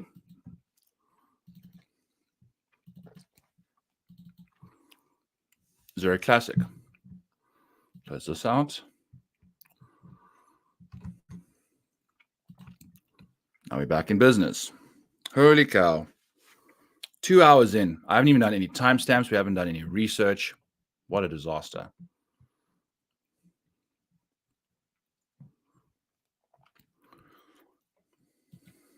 And we've got another freaking Monday finish.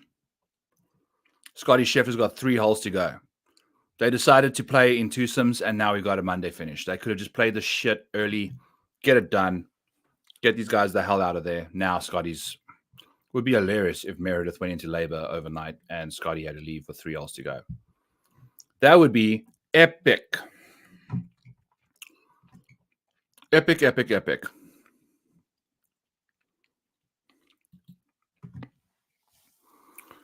Okay.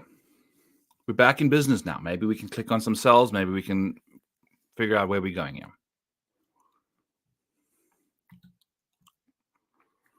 If it lets us. If it lets us. So Francesco Molinari, Luke Donald can. I mean, what the hell are we doing with that? That doesn't even make any sense. All right. So what is this pulling in here? The difference between players, it's pulling in their stuff there. Optimal odds versus even T. Teams 2, it's pulling in that. Teams 2, AK11. AK11, it's probably not still pulling in the right thing. So this is the optimal. I guess we kind of left it at that. Okay. Oh, it's pulling in their optimal, which, yeah, that makes tons of sense. Okay. So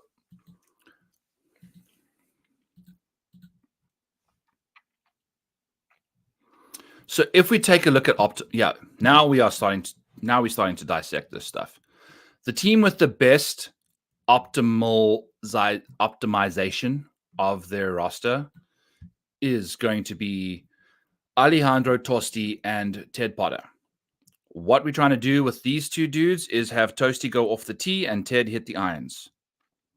That's what we're looking for. Toasti off the tee, Ted with the irons. That's easily their best metric.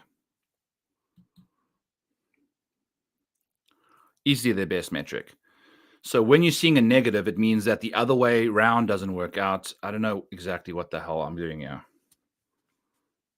It just doesn't make sense that I've got the same number for the two different things. It just means that you got to go. I still don't know what I'm doing exactly. So optimal odd tee shots, optimal even tee shots. Odds and evens. Is Toasty that bad from 200 plus? That's ridiculous. That doesn't seem right at all. Either way. Okay, so that's what's going on there. Do we have a situation here where we can figure out exactly? I feel like I almost need to build a hole by hole situation so we can make sure that we have everything going on, but I'll do that off air. I'll do Porchetta off the tee. That these are all guys that don't. He's obviously not that off the tee. I haven't ever put him in my model, so we got to figure out what's going on there. But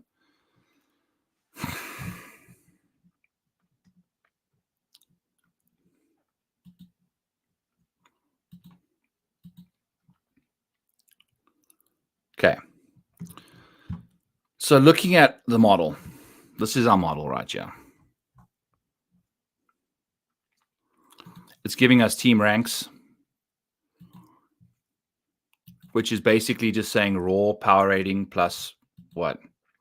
It's just the raw power rating. So which is the best team of the two? Doesn't matter what's going on. For an adjusted, T adjusted, what is it adjusting for us? It's saying raw power rating plus optimal odds plus evens. Okay. That's pulling in AK11. AK11 from this one is AK11. Optimal opportunity. So that's how much better the team is if they go off that specific combination. So as you can see, let's just talk about these two because this is the duo. This is the squad. This is the team that knows what they're up to. So if we take a look at Patrick Cantley, off the tee, he's pretty solid. Very good. Significantly better than his buddy Xander. When Xander has a long iron in his hand from 200 and out, he's significantly better than Patrick Cantley. So how their situation locks up is Patrick Cantley goes off the tee because he's a very good driver of the golf ball, and Xander hits the long irons. And as a result, Xander's going to be hitting all the par threes, all the long irons into the par threes. Cantley's going to be hitting all the drivers. And they're going to just be having the time of their life. And I think if you look at last year's stats and results, they scored all the under par scoring in the alternate shot portion of the game and actually played over par, I think, in the birdie or better, like your best ball, where you playing your own ball and trying to just shoot your best score. They play better at this golf course when they team up. They would probably score better had they played one ball using this optimal strategy, which is kind of incredible. So I need to figure out how to make it a better metric, but this is what it's telling us. So this is what we have. Okay, so we don't have the value yet because all that stuff. What is this T adjusted rating plus difference? Okay. Yeah. So they're in a league of their own again. So we finally found the magic land. As you can see, these dudes are just too good. Too good.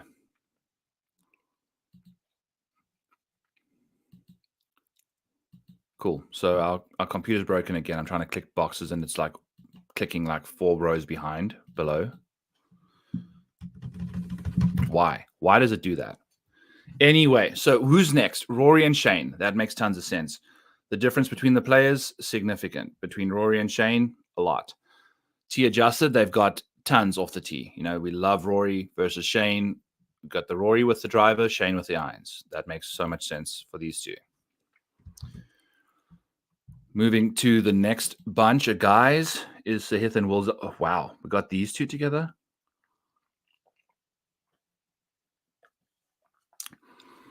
So Sahith is a good long iron player, but Willie Z is a better long iron player, I would imagine. And Sahith is also a much better short iron player. So I would imagine Sahith is the guy that we want to trust off the tee. They have the exact same power rating, basically. They're one of the better guys in the field here. Combined, their power rating is pretty good. The difference off the tee,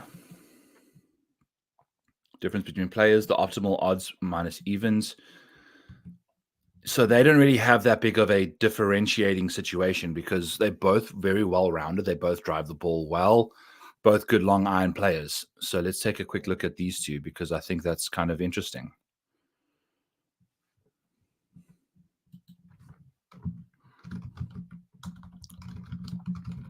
Team ranking.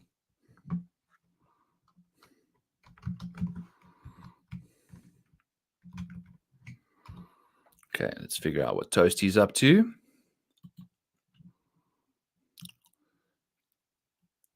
T-adjusted ranking. There we go. Okay. Let's do this. So we're back in business. Yeah, let's see what the difference is. So Sahith off the tee, actually losing strokes. That was got to do with last year's stuff. From 200 and out, he's actually neutral in strokes gained, which is kind of bizarre to think of. I think he's actually pretty solid though.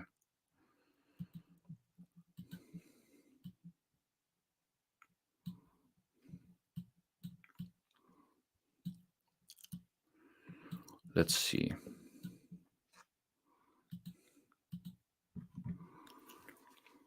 Bryce Garnett is ridiculously good from 200 out, apparently. Then we've got Will Zalatoris shows up eventually. Ride with Carson Young. Carson Young's a very good long iron player. Where's Sahith Theegala? Not going to show up for a while, is he?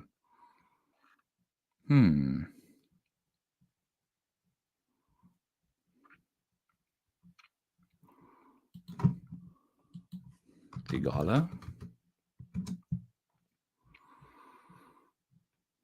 0.2. 57. I felt like he was a better long iron player than that.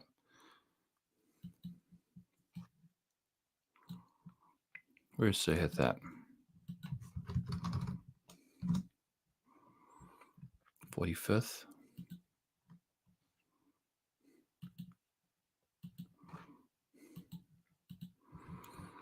So this is the last 12 months strokes gained off the tee right here.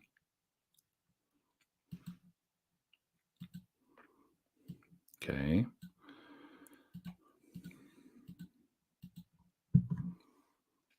.048. Yeah, he's seriously, he's just an average guy, I guess, off the tee, but his good shot rate has to be good, right? 1 point, yeah. I mean, his good shot rate is well up there. This is the thing. He's very good with the good shots. Hits a lot of good shots from that far out. A lot of good shots, which is crazy. I don't understand why the rest of his stuff is so bad. Anyway, so getting back to what we were chatting about, yeah. Who would we like between Xander and Cantley and Shane and Rory? I don't know. I don't know what to do with the two of them there. I'd imagine Cantley and Xander are obviously the optimal number, yeah. They pair up the best. They're both very good from both ranges. They're also very good as a team. The two Irishmen, I mean, Rory's going to be good. Shane's a good long iron player, man. And I think Rory will drive the crap out of the ball at this golf course for sure.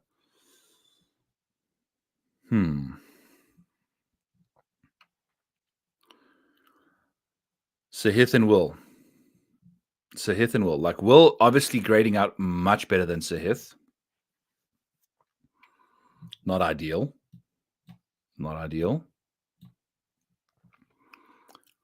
But I think Sahith, based, like, what is this pulling up? HG1 EAB 21. EAB 21. AB.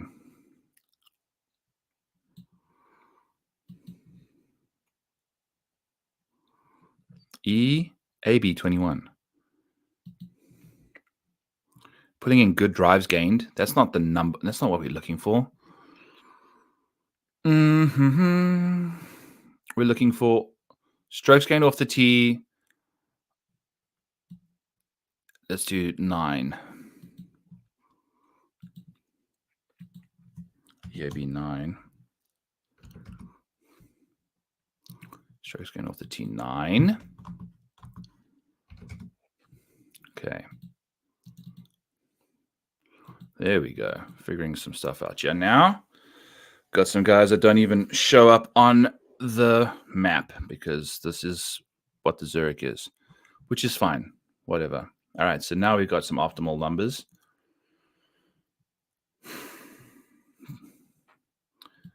So Sahith and Will Zalator. Dude, this is going to be a mean team. I think this is the team that I'm going to put my wagon behind. I don't know. Why the hell not, man? Like, if you take a look at Willie Z, he's pretty good off the tee, but I mean, geez, dude, Sahith's pretty good off the tee as well. He's actually better. He's pretty good compared to the rest of the gang. Compared to Willie Z, or compared to at least his strokes gained approach from 200 plus. Willie Z, very, very good from that distance. So you want to make sure that the optimal odds is player 1 off the tee. Sahith. You want Willie Z on the odd holes. Let's see what he can do, because you want him to hit player 1. Why is this doing this?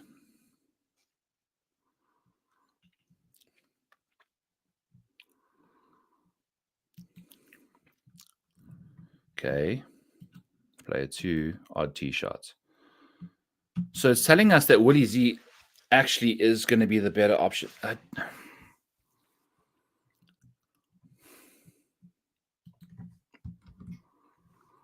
Because the thing is, we also need a strokes gain for one. Like, we need the short irons, right? It's just like a giant puzzle that we're just taking forever to figure out. I should have had the stuff figured out ages ago. Because if you're going off the odd holes, you're going to hit those 3 par 3s, but you're also going to have those short approach shots. Wedges, 1, 2, 3, 4 wedges of the 6. Your literal 4 of your 6 approach shots are going to be... I'm lying. I'm absolutely lying.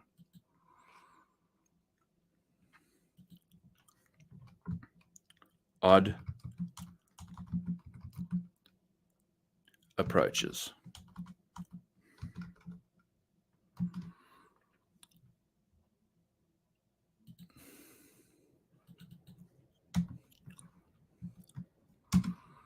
So your approach shot on that hole is going to be that, blah, blah, blah. We're going to do odd approach and odd and even approach. Let's see what's going on here. Even approach. So even approach means that odd approach. So you're going to go off the odd tee boxes. We're going to go odds. So approach on the odd holes. Tee ball, 99 yards in. On the next approach shot, you're going to be chipping or putting because it's the par 3. The guy on the odd hole is going to hit the tee shot. On the 5th, the approach shot is going to be 138 yards. If it's a 300-yard drive, then the same situation. So you literally only have 6 approach shots for the guy that's hitting the drives on the odd holes. 7, because you're going to have one other par 3.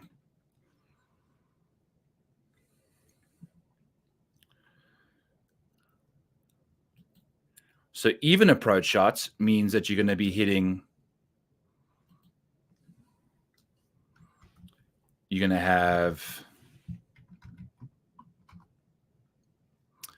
548 minus 300 is going to be that distance in. Then we're going to have 221 in on the par 3. Then we're going to have the same situation here again with another par 4. So we're going to have another approach shot there. Then we're going to have another approach shot on the 6th. Then we're going to have another approach shot on the 8th. Then we're going to have another approach shot on the 9th because that's the tee ball situation. That's going to be 207 yards. Then we're going to have another approach shot on the 10th. So as you can see, like this is a great example of why you want these guys going off of these specific tees, because we're going to have all these even approach shots are going to be going off of, going to have tons of long irons in. Even approach shot on this hole is going to be that minus 300. Then we're going to have another, the first of the par 3s that actually the odd approach actually goes off of. And then we're going to have another approach shot here. And then another approach. It's going to be another even approach. So on the even holes, we're going to be hitting irons on those holes. So why are we doing odd hole approaches? Yeah. 8, 10, 12, 14.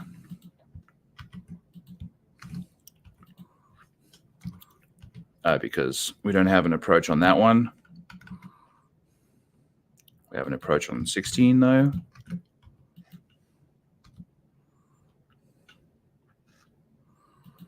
And we have an approach on 18.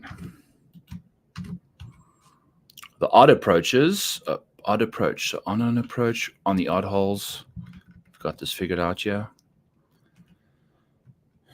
Odd approach. So you're going to approach on the odds. So that means that that goes away. Means that this goes away. Means this goes away. Means that goes away. That. And then, okay. Odd approach.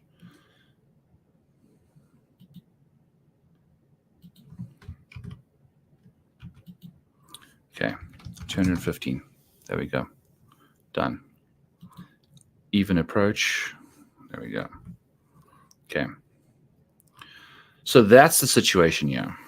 We're all over the place again, once again, but hey, it is what it is. Let's color this all beautiful. And then we're going to do this, yeah. Just so I have some fun information to put in my Stat Buffet article as well. I'm going to make that black. We're going to make these yellow. Okay. So there we go. So even approaches, we've got 11. Odd approaches, you've only got 7. That's basically it. Okay. And the average approach shot for the odds is 168, while the average approach shot for the evens is 176. And if you take away the 55 and the 72, which are basically drivable holes, you've got over 200 on average, for the majority of your shots there. So that's basically the gist of the whole situation. We're looking for those guys. Strokes gained inside of 150, or guess, 150.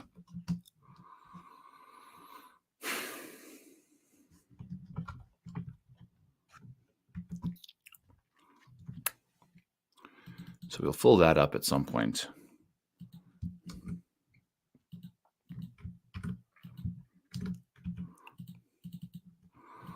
Okay, strokes gained less than 150.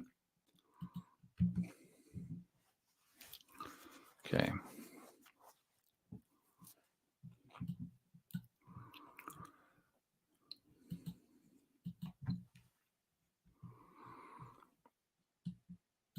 Okay. So I'm a big fan of this Thigala Zalatoris situation. I think these two are going to be great. I really do. I think Sahith's short game and putting and chipping, very good. I think Willie Z has got the ball striking and the iron play and the long irons to take care of business there.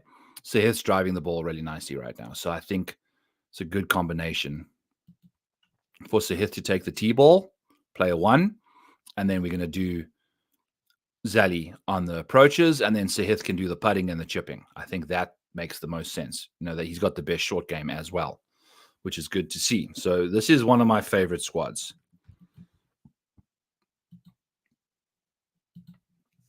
I'm assuming their price won't be nearly as bad as the other two here. But we've basically got these two power duos, which is Shane and Xander. Shane and Rory, Xander and Patrick. And then we've got Rory and Lowry, which is not far behind. Then we've got the only 5 team power ranking is Sahith and Zal. And then we got a bunch of 4s after that, which is Tom Hoagie and Maverick McNeely. That's an interesting duo. Sam Ryder, Bo Hassler, they make out like bandits when it comes to optimizing. Bo, a fantastic driver. Sam Ryder, a fantastic short iron player. Both can putt and chip really well. I think from what I remember, Bo and Sam, Bo at least was right in the mix last year at this tournament with his partner. I don't know who the hell it was. Let's take a look. I can't believe round 4 is suspended, dude.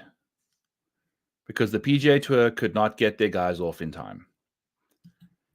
3 holes left. Scotty Scheffler has to go play 3 more holes. Unbelievable. Unbelievable. All right, so last year's Zurich.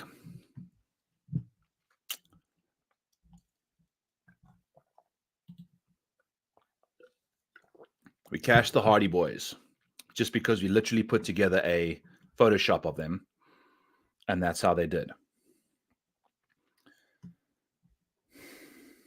Bo and Wyndham Clark did very nicely. Very, very nicely.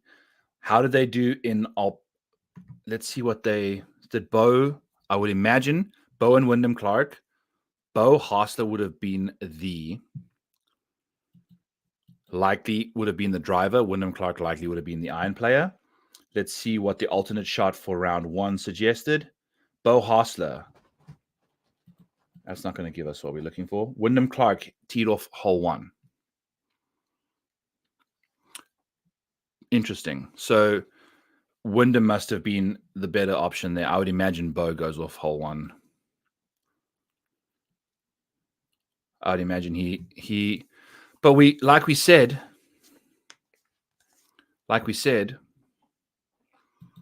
we want the good iron players to be going off of hitting the second shots on hole 2. So you want the good iron players to be teeing off on the even holes. Good iron players on odd approaches. No.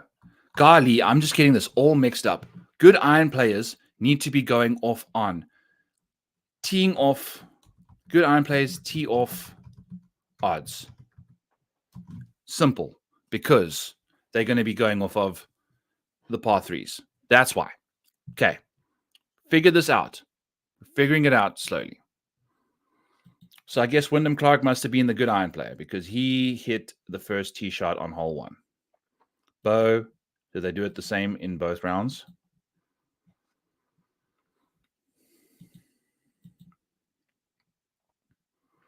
In both rounds, they went off alternate tees. Interesting. So once again, Wyndham Clark went off hole 1. Okay, so that's how that worked out for them. I would imagine that Sam Ryder goes off on the odd holes. I imagine he tees off the odds.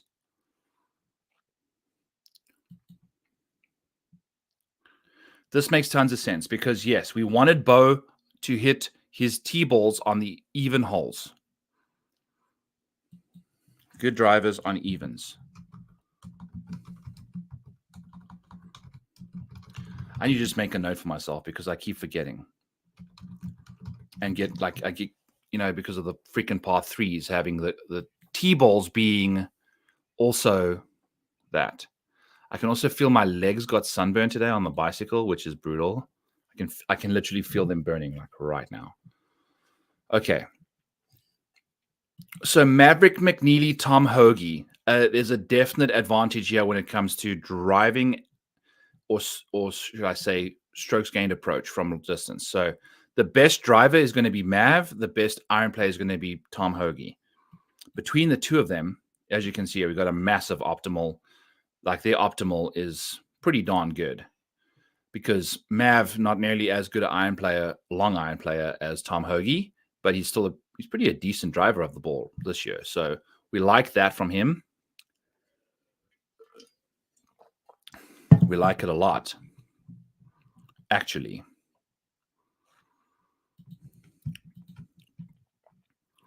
I love how much Mav can make the putting and the chipping work out because that's typically Tom Hoagie's biggest strength. Weakness is the chipping and putting, but he seems to be doing that not too shabby. I think he also shot over par back-to-back weekend rounds. I think he made a quad on his final hole today, still finished inside the top 20, thank God. So yes, there's an optimal situation here for sure. You've got to make sure that Tom Hoagie goes off. The player 2 needs to hit the odd tee shots. So you want to make sure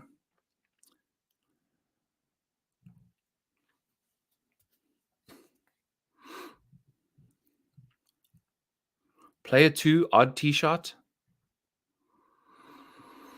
Player 1.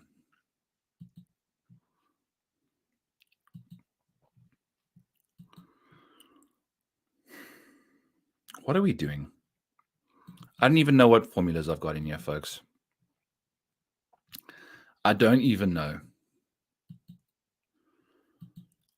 Why is this telling us? Yeah, we know the optimal. So we know Mav needs to do player 1. Like, what the? Good iron players off odd tees. Good irons off odds. Good irons off odds. Tom Hoagie is a good iron player. He should be going off the odds. So player 2 to tee off the odds. Why is this giving us that much better? It's because player 2 to tee off. Yes, it's because his driver is better. Wow. Byron, congratulations on getting to a very simple arrival situation there. Good drivers on evens.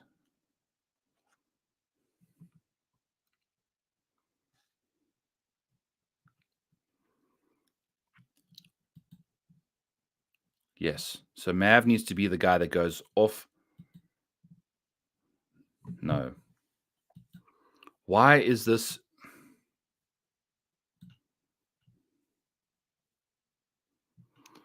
I think I've messed up this formula. Doesn't make sense. Player 2, odd tee shot. So player 2, Maverick Manili, going to hit his tee shot. Tom Hoagie's going to hit his approach shot. It's going to be amazing. Boom, boom, boom. That's going to be all the time. So on the odd holes, Tom Hoagie's going to hit his approach shots, but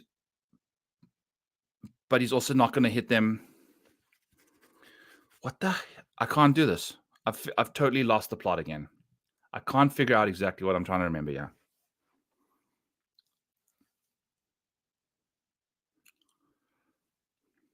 Odd approaches.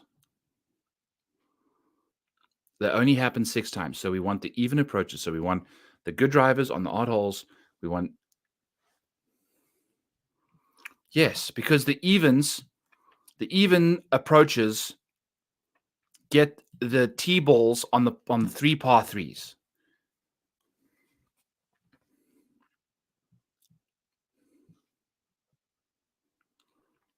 But the even approach shots means you're going off on the odd holes. You're teeing off the odd holes.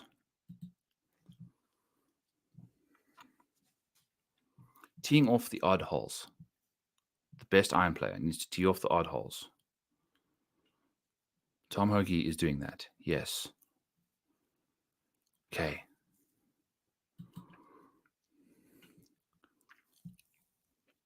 Also, this is for Tom Hoagie to have this kind of long iron proximity numbers, and like, where are these even coming from? Why is Rory's long iron proximity numbers not HGE EK 70? Oh boy, what a mess.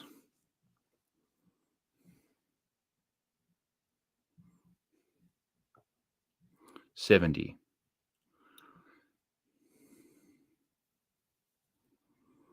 That's from 150 to 200. We want 77. Strokes gained from 200 and out.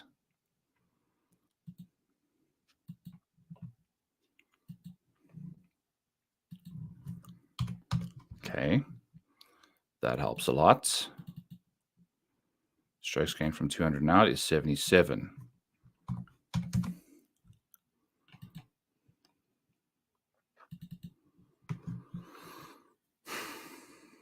Yeah, now it makes a lot more sense because Tom Hoagie needs to be one of the best iron players in the field from that range.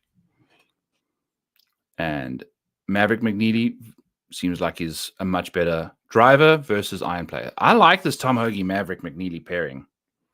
It's a very interesting situation.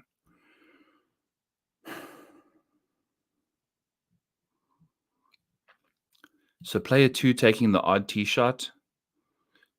Odd tee shot, player 2. Tee on the odds.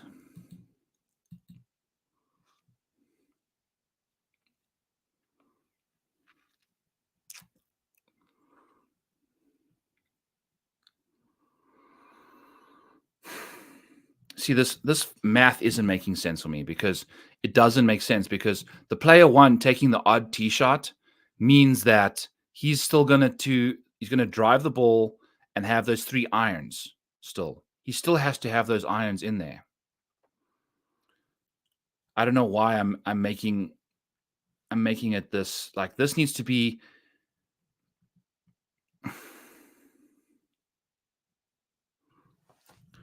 I need something different in here. I need something different to make sense here. I'm hung up on something and I'm all confused.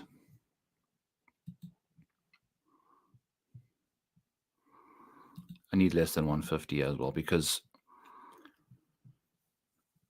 the guys that aren't driving the ball need to have this approach number in here for optimal.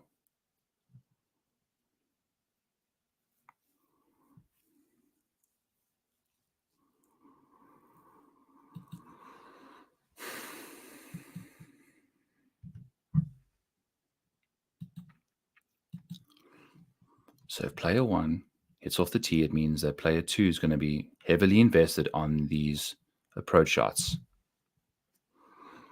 But if player 2 is off the tee, it means that this guy is going to be heavily invested in approach shots.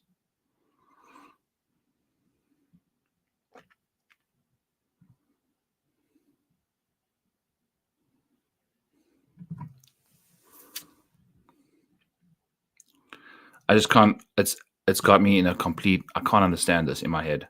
The math isn't making sense to me.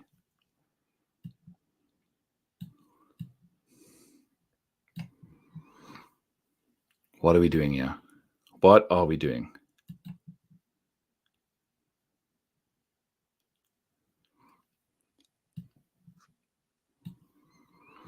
Even approaches.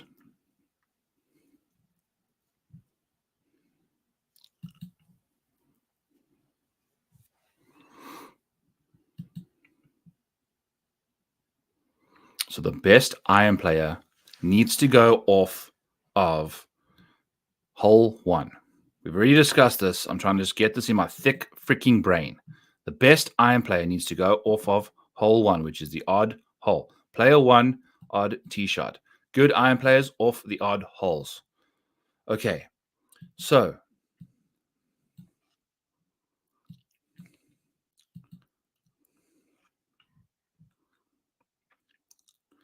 but this just still doesn't make sense to me. Like, why is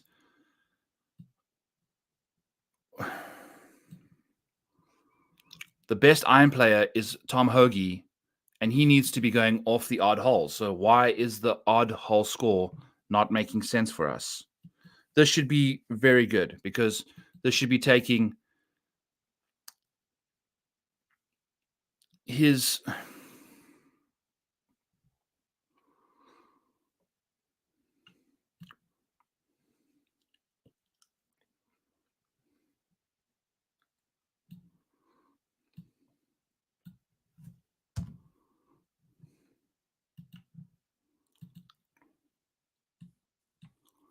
Okay, let's try this out. That makes more sense to me because we want to make sure that Hoagie's approach play, if he's going off T1, we want the approach play to be in there as much as possible. It's the wrong way around. Why have we been doing this the wrong way the whole time? Anyway, so yes, Hoagie needs to go off hole number 1. That's how it goes. We are finally figuring this out, yeah. Willie Z and Sahith seem like they just do it either way. But even Xander and Patrick seem like they, Patrick Cantley needs to go off the odd holes, the even holes.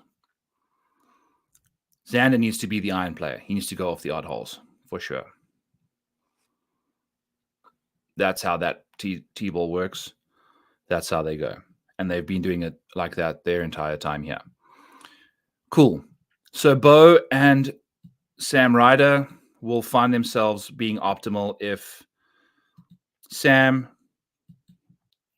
goes off the odd tees. So Sam needs to be the driver. Sam needs to be the iron player. Bo needs to be the driver. Both pretty poor from 200 plus.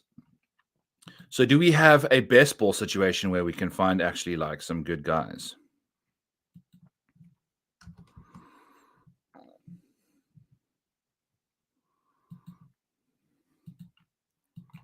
So both teams that have actually guys that can actually hit long irons, there's only 14 teams that have guys that are above average in both ranges, which is good to see.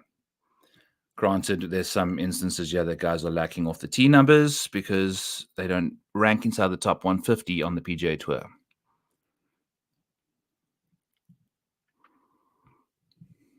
Okay. That's obviously some of the best guys. So this all makes sense.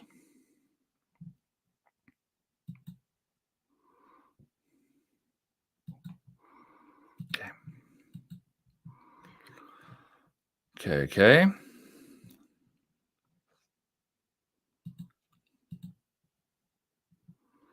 All right. Here we go.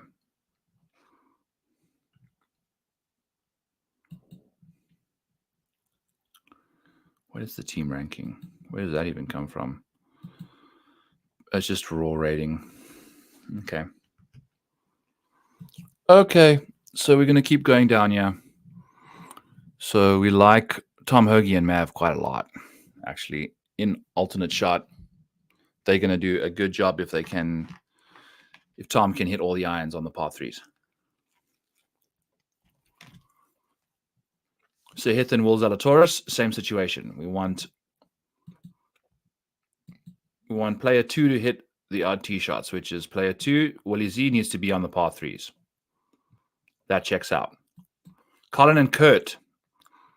I'd imagine Colin.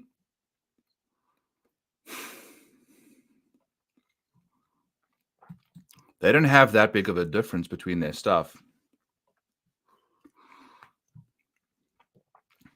It seems like there's a slight difference if Kurt goes off the odds, goes off number 1. Colin hits the drives, I guess, the majority of the drives. I guess Kurt's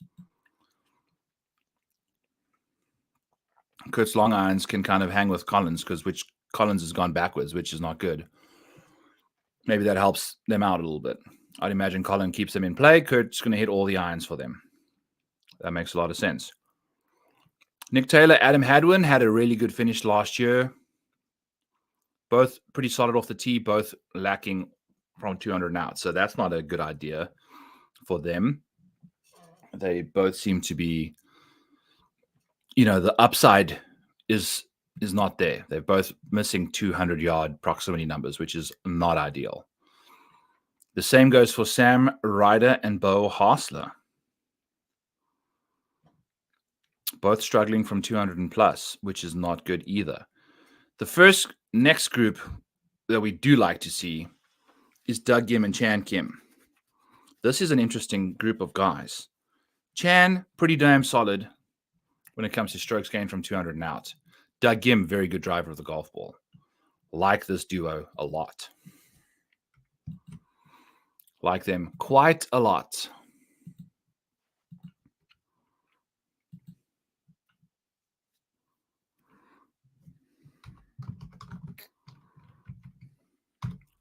We're adding more stuff to the model again. We're looking for strokes gained less than 150 yards.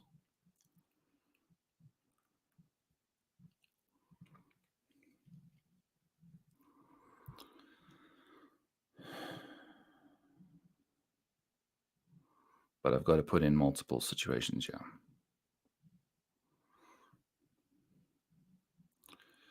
here. Screw it. We'll leave it alone for now. I'll do it afterwards. What is the time? It's almost midnight. Interesting. Okay. So the optimal situation for Doug Gim and Chan Kim is for Chan to hit the irons, Doug to hit the drives. Chan's a good driver of the golf ball, I'd imagine. I don't know how you'd translate here. It looks like a lot of these second options are missing strokes gain metrics this year because they're not inside the top 150. That's just what we're going to be dealing with this week. So we're going to have to wait till tomorrow for that to be updated, which kind of sucks. But we can still it still means that they're going to be, if you're outside the top 150, it means you're going to be struggling. So you're going to have to figure that out.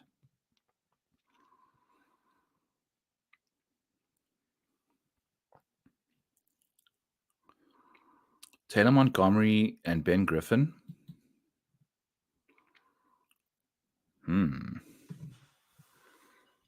See Ben Griffin bringing the majority of the stuff to the table there.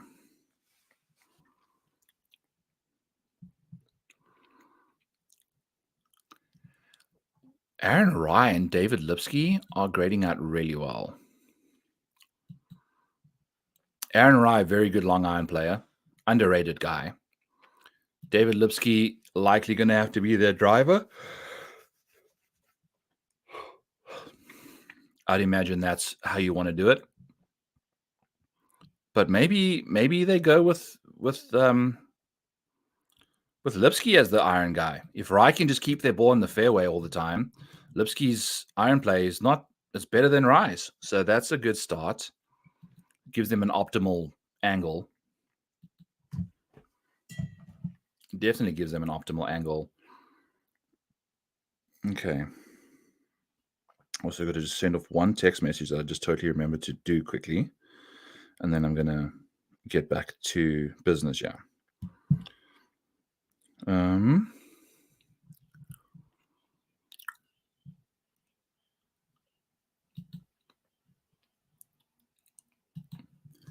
Yeah. So this is the crazy thing. So these are all like showdown situations because we're looking for these optimal lineups in the alternate shot. I think this is where we're going to really focus our attention this week because we can really, I think not a lot of people will have these kind of optimal builds figured out. I'll figure this out and like tinker with this model as we go along. I think it's going to be really useful for that. Like Jimmy Stanger. We've got two KFT guys here. I think Jimmy Stanger would be I think he's a very good driver of the golf ball. I think he's the driver. Duwad would be a player. Ekrod and Gotterup. That's a fun pairing.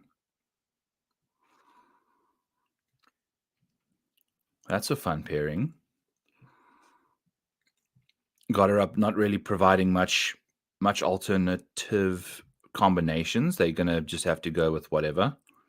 Seems like. I mean, I'd imagine Gotterup goes off the tee. I mean, I doubt his stuff is that bad.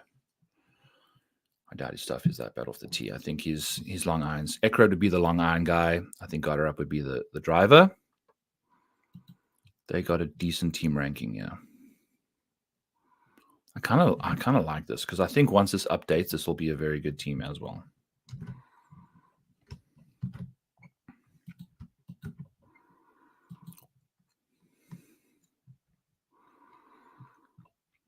Andrew Putnam, Joe Highsmith. I don't know about that. I don't think Andrew Putnam's the greatest long iron player in the world. I know he's grading out pretty nicely here, but I feel like Joe Highsmith. This is an interesting situation because I love Joe Highsmith. I've been playing him quite a bit lately. Could use CT Pan. By the way, this will be in my model, which is on rotoballer.com. Premium subscribers at Rotoballer will have access to this thing entirely. You can use code Maniac for 10% off if you're in the mood for that nonsense there.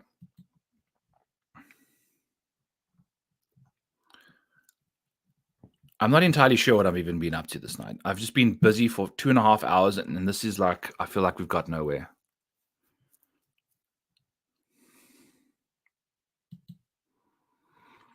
Kevin Yu off the tee, CT Pan with the drives. I mean, the iron play would be interesting combination.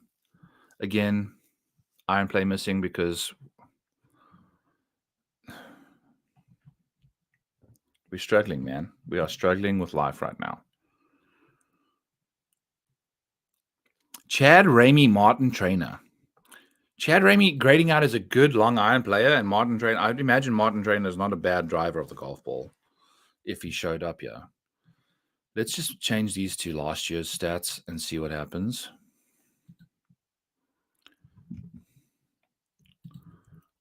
If we do that, I'm sure we'll see a few more guys showing up in the metrics. 21. Got my stomach grumbling on us here.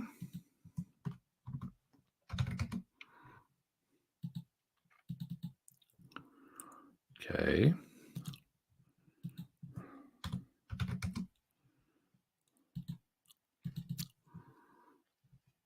All right, we get a few more guys. So now what happens? Rory and Shane show up again. Sahith and Tom Hoagie. So these are the guys. Obviously, it's good. It's good that these guys are showing up at the top. It makes sense. This is what we're trying to figure out. These two are just too good. They are just too good right now. I'd imagine they're going to be Scotty Price. Rory and Shane going to be fun. But like it's a massive difference between the two of them.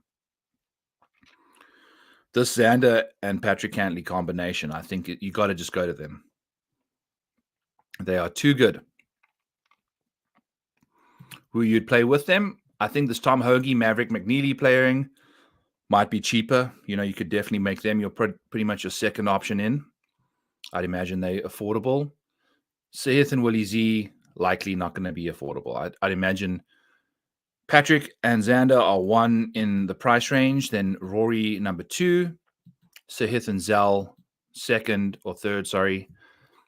And then, I would not be surprised if Sahith and Zal were pretty close to Rory and Shane. So I feel like their combination is probably right up there with Rory and Shane. Shane definitely bringing down that combination there. Colin and Kurt. Colin's long iron play is going to be exposed again this week. As you can see, the last 12 months, it's not necessarily been the greatest. But I'd imagine Kurt will hit the irons. Colin hits the drives, which is shocking to think about. At one point in life, it would be an automatic Colin hits the long irons, but it's not quite working out that way. Player 2, odd tee shots. Yeah, you're going to want Kurt Kitayama to hit the odd tee shots for this duo. Who would have ever thought that's the situation, but such is life, eh? Love the Canadians. We're going to want...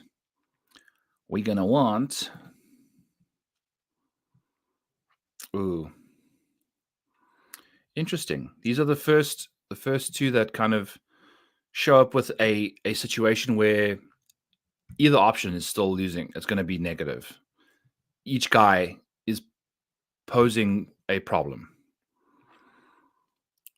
But they played pretty nicely together. I feel like this is just a straight vibe situation with these two.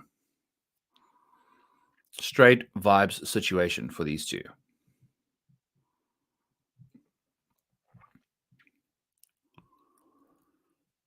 Yeah, there's the lack of leverage here is interesting, but they're pretty solid as a squad, I'd imagine.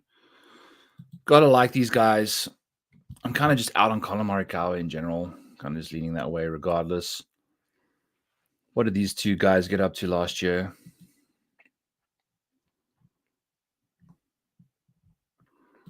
They finished second, the two Canadians.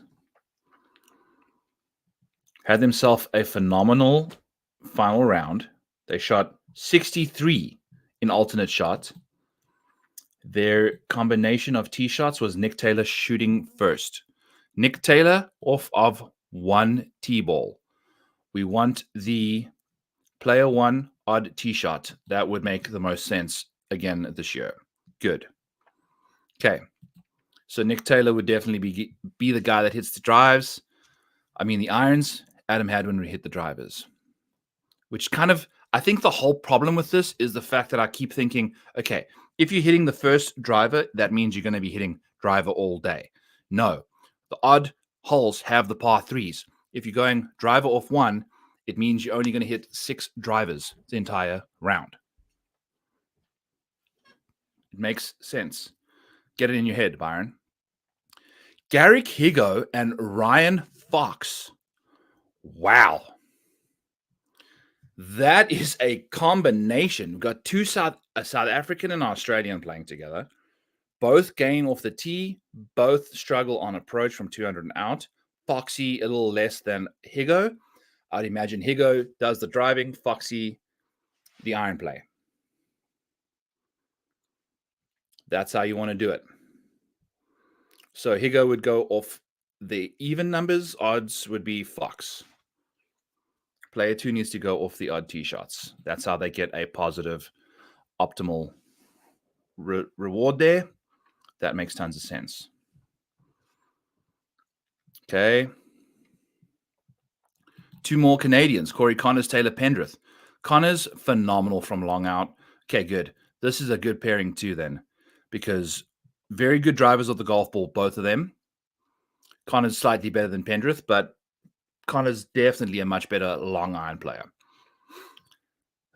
The amount of benefit you're getting from Connors hitting the irons versus, losing a bit of strokes gained to Pendrith hitting the tee balls is worth the difference. As you can see here, 0.4 strokes gained or power rankings better if Connors is the guy that's hitting the irons. Pendrith's a good driver of the golf ball. Like this pairing a lot. actually. I wonder what they'll be. I'm a fan of this Higo Fox pairing a lot. Fox playing like absolute ass right now, but in these kind of team events, you never know what the heck happens. Ryan Lipsky showing some face because both actually two good long iron players. That's good to see. Both are good long iron players. Lipsky being a better long iron player than Rye is good because Rye means he's going to be hitting drives, which is a good situation. We definitely want Rye to be hitting the drives. That's good for him. Yes, yes, yes. Did he play last year?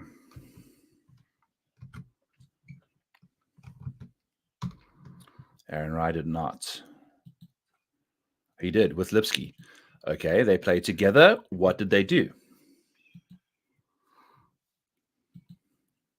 Aaron Rye hit the first tee shot. Aaron Rye hit the first tee shot. Why? Why? Why? Why?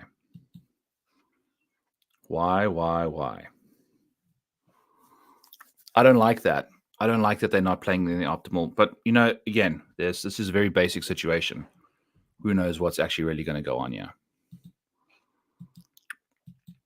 Eric Cole and Russ Cochran. Who the hell is Russ Cochran?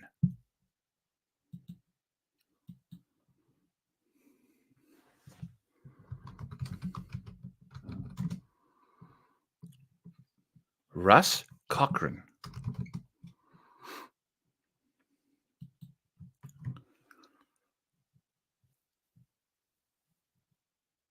Oh my God. What are we doing here? Eric, what are we doing?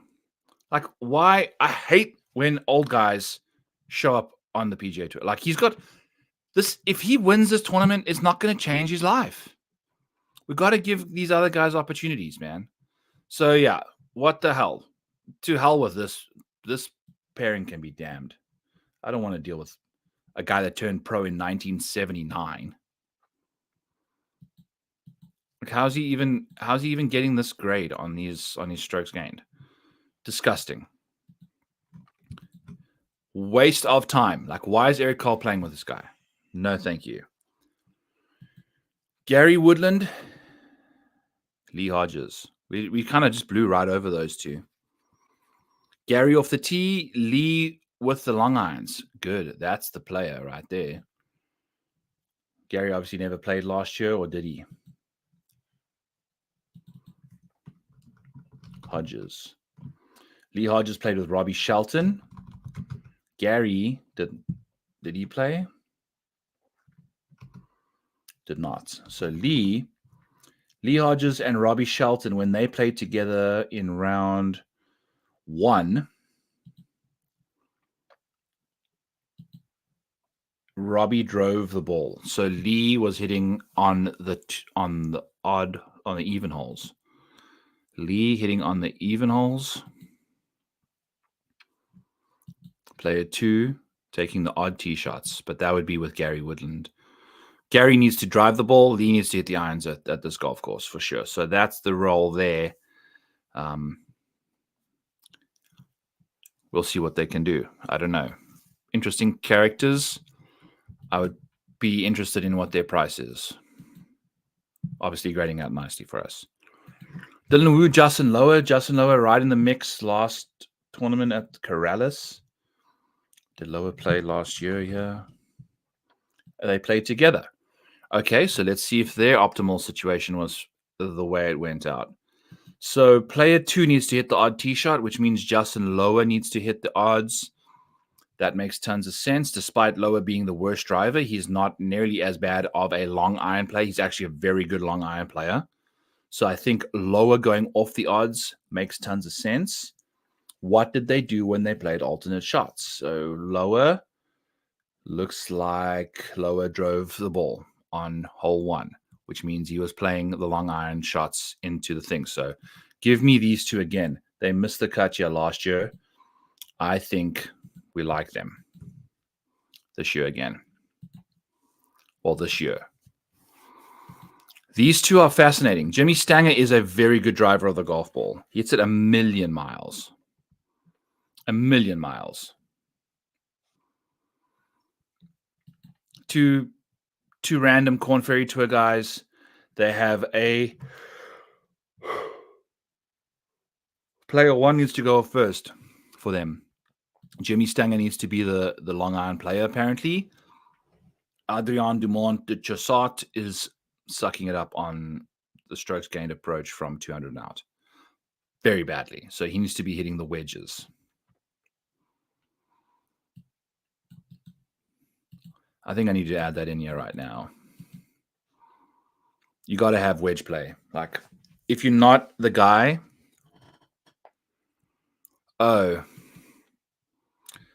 dude. So Russ Cochran is Eric Cole's caddy's dad, an ex-PGA Tour professional still, obviously. I understand it. I get the sentimentality there. It's frustrating. Like Russ Cochran does not deserve to be playing a PGA Tour event. There's Corn Ferry Tour guys. There's all sorts of struggling PGA professionals right now who deserve a spot. This kind of week irritates me with that kind of nonsense. I'm going to look up Patrick Cantlay's strokes gained from less than 100. Try and figure out how to bring that in right now so we can just add that to the mix because I feel like that's an essential part of this week. I've taken a hot minute to do everything again, but hey. So here we go. Okay. So from here, going this way, strokes gained from 150. So what's this? Yes, 53. I guess this is the way to go, yeah. So 95. 90 strokes gained, 95. So let's do 96, 97, 98. And strokes gained from 96, 98, 99, 90, 100, 101, 102, 103, 104, 105. So 105. So 98, 0. I'm going to do it again with 105.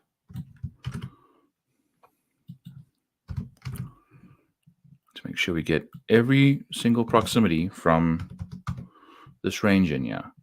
We're going to do the short numbers. We're only going to make that a quarter of our weighting, and we're going to make sure that we take a 3/4 from 100 to 150. Those regular wedge shots from that range there. Okay.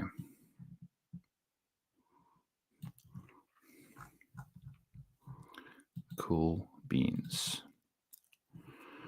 Okay, so we got that in there now. Let's do this for the other side. Make sure we get this in for this week for this dude. Look at Xander, not a good wedge player historically. Neither is Ludwig, ironically enough. Just average. Oh, what is going on here?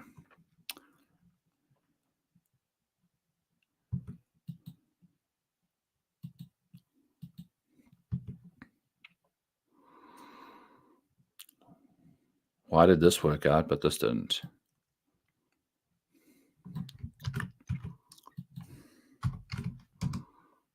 There we go. That seems better. Already. Just pulling in Cantley instead of Xander, though.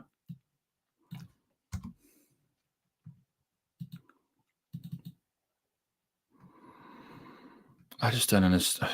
We're just going to have to do this again. Why is it not pulling in the right stuff?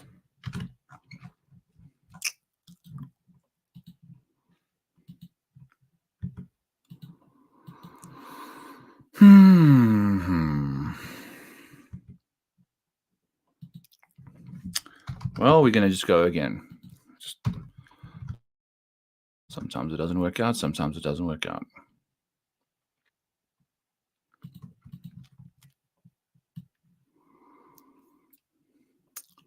So what we got? 98 again. We've got to get to that same spot. 1, 2, 3, 4. Yep. 98.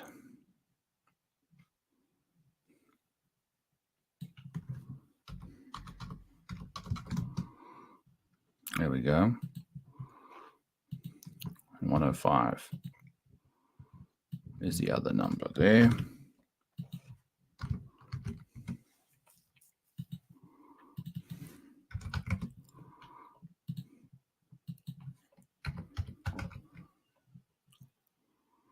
Okay. There we go. Okay. Now we're back in business, yeah.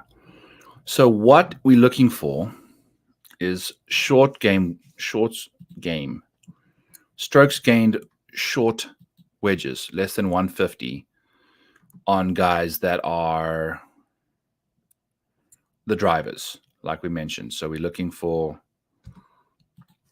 the short wedges. That's their game. There we go. And then we're looking for the same thing on the opposite side, yeah. Plus the wedges.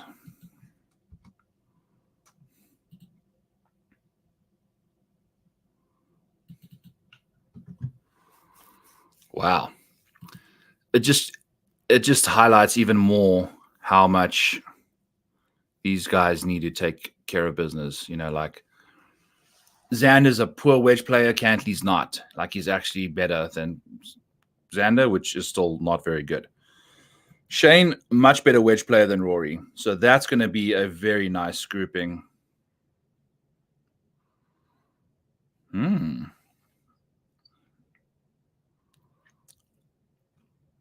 So player 2 is when Rory drives the ball, and he's not nearly as good a wedge player as Shane. So this is going to be a fascinating way to see which way these guys go off of, because either way works out. Shane's a very good wedge player that Rory can drive the ball for him, whereas Shane is a good driver of the golf ball. Rory's a much better long iron player. I think Rory's driving ability just really helps them a lot more, though, and that's why you're going to see them showing up in that combination. How is this team ranking even coming apart, yeah? Raw plus optimal. Optimal's coming from somewhere. Interesting. Optimal AM11 teams. It's still coming from there. Okay. How is the optimal being derived? Off of those. The best T-ball. No, but we need...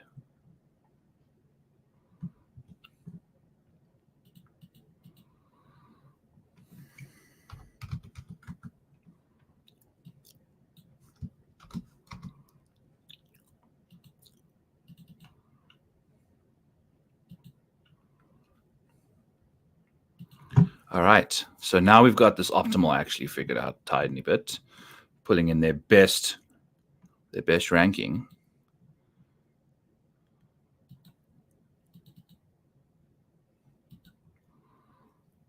T adjusted. Optimal. Just putting in that. Because what is this? This is the 13th. 13 is the magic number for that. Optimal needs to be 13.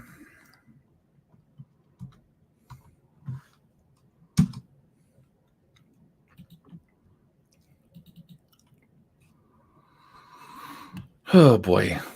This week, this is why I'm building this thing, is so I can figure out exactly what's going on here, because what a mess. What a mess this is. Oh, we're pulling in multiple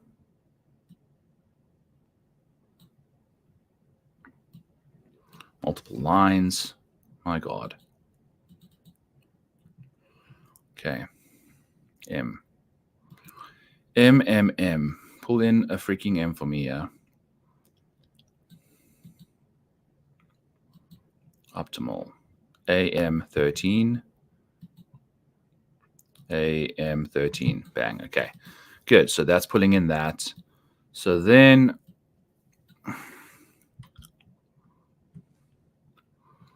team ranking. Team ranking. T adjusted. So it's putting in the optimal and the power ranking. Okay. Yeah, it's putting in literally that.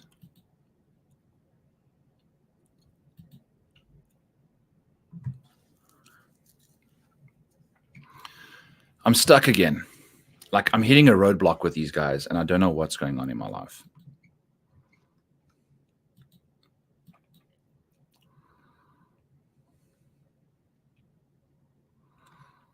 I'm hitting a roadblock and I'm stuck and I don't know what to do with my life. Like now we've seen Dylan Wu and the boys go all the way down because why? We've got some wedge play that's not necessarily the greatest. Yeah.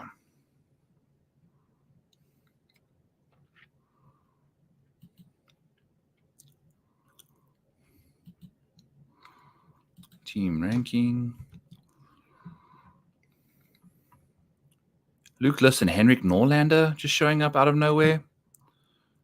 Great driver of the ball is Luke List. Norlander, good iron player from long distance. Luke List can hit the wedges nicely, not too shabby. Very nice optimal situation there.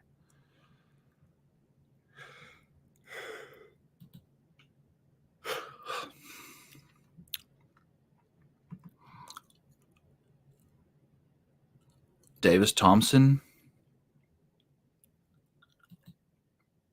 and Andrew Novak. Novak's been playing some solid golf, so he can be the good long iron player. I think that's the way to go there. Yeah, Novak needs to go off the first tee for sure.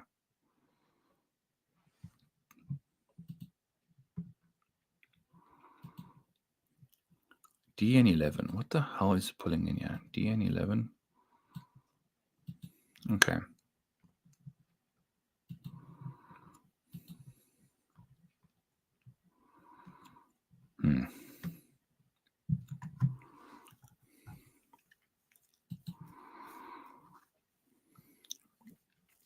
Taylor Moore and Matthew Neesmith. Maybe. Kind of like that they all three of these areas are above par for them, which is good.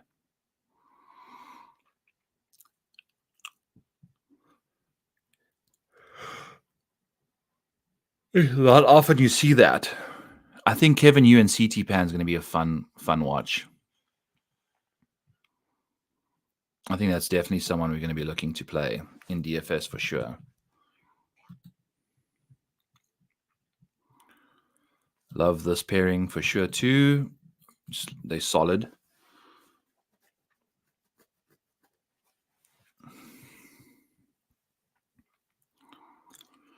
Thomas Dietrich, Robert McIntyre. Wouldn't that be hilarious if that duo won?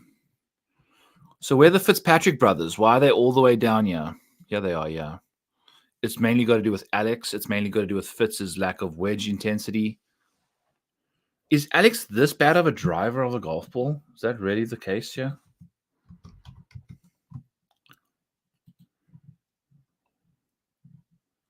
Last 25 starts. Yeah, he really hasn't done. He's not a good driver of the ball.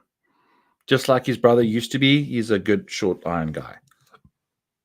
He's a short game specialist. So we'll see what they can do there. Hoy Compio and Vincent Norman. This is a ball striking. Jesus. MJ Duffy and Cameron Champ. Wow. Talk about hitting nukes. Those two guys can hit bombs. Hoy Campio. Wow. Look at this duo, yeah. Neither dude, Vincent Norman or Hoy, can't hit a short wedge, but if you can get Vincent hitting the drives and then you can do Hoy hitting the irons in alternate shot, they are definitely showdown candidates. The wedges are going to be a lottery. It's all good. I think these guys are absolutely in the mix, though. The long iron proximities from Hoy Too good. Yeah, like too good. Ben Martin, Carson Young, another situation where Carson Young shines through on the long iron proximities and struggles either side of that, which is fine because if we go player 2, player 1 in that department, it's going to pull up all of Carson Young's good boxes. This is a perfect situation. This is exactly why you do these optimal things here, because Carson Young's strokes gained approach from 200 plus is the only positive he has of the three, whereas Ben Martin's positives are either side of 200 plus. It's less than 150, and strokes gained off the tee barely gains. So him being off the tee is better than Carson Young in general. Carson Young is better than him from 200 plus, which is exactly how it works out when you go off the tee there. And then the short irons also. Ben Martin, the guy that you want to be hitting the long irons as the driver of the golf ball, much better than Carson Young in that department. So lots of good stuff you can see there from them. Potentially a way to get through the world with them too. Like them a lot. Hayden Buckley and JJ Spawn, what the hell is their situation? Hayden Buckley, great driver of the ball. JJ Spawn, great long iron player. That's a fascinating situation because neither has really been playing that well, but they grade out particularly well when they kind of pairing themselves together. I don't mind these two either. I think Fitz will be very popular. But, you know, we kind of trying to hunt down some optimal showdown lineups here for the alternate shot events. And by the way, when you're doing this alternate shot stuff, you're going to be looking, you can potentially, like Alex Fitzpatrick, he's gonna be the same price as his brother. I can't remember what the pricing was like last year. Were they different prices? I think they might have been. So you can find guys that are cheaper that are paired with somebody that's very good and potentially find some value there. I can't remember exactly how this worked out last year, but we'll chat about that on all our shows. Who are some guys that graded out really badly? Luke Donald, Francesco Molinari, obviously not going to show up here. Wow, we've got a whole bunch of nobodies down here, dude. Kevin Kisner showing up again.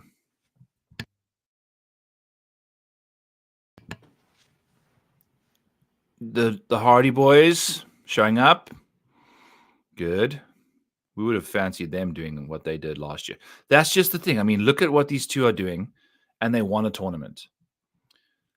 They won a tournament. So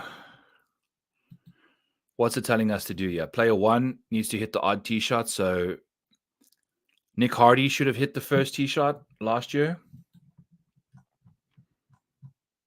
Did he? Did he?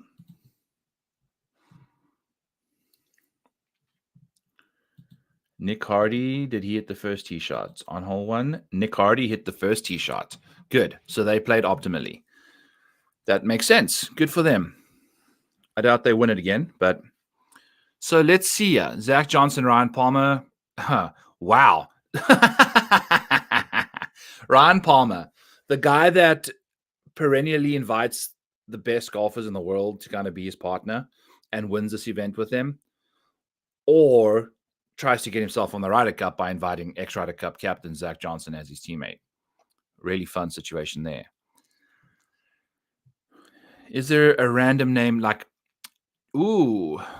Jacob Bridgman and Chandler Phillips seem appealing to me because Chandler Phillips is a very good long iron player. He's a very good iron player in general. Whereas Jacob Bridgman, his best strength is driving. So that's where their possibilities might come in the most. I think that's how that works.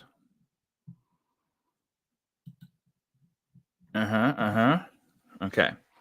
So what I'm going to do is make sure that we got, I think Bo and Sam is going to be a fun pairing. Sam can absolutely light it up. And this would be one way Bo Hoslow gets himself into the winner's circle is in this situation. Yeah. Hostler. Yep. He finished third year last year. Sam Ryder and Darker Redmond finished 26th. Sam Ryder teed off first between the two of them.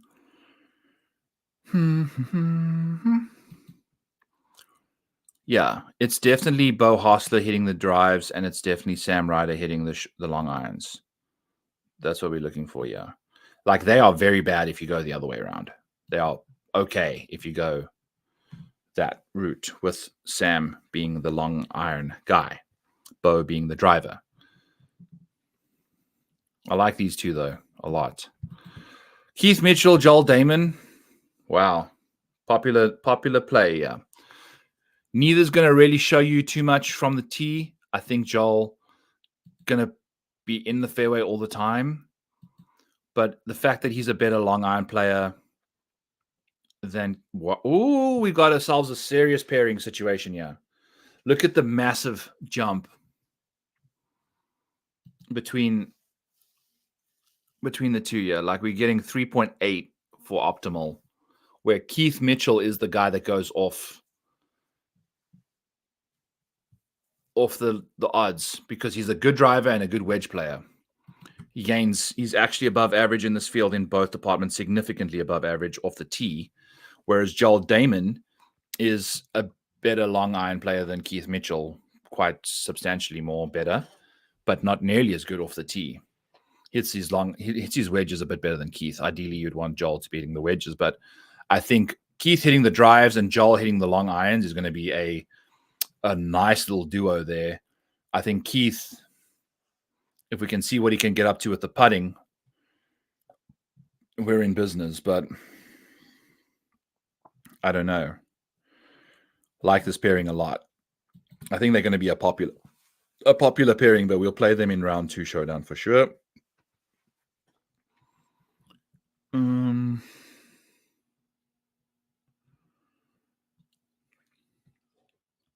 Campos and Lashley. I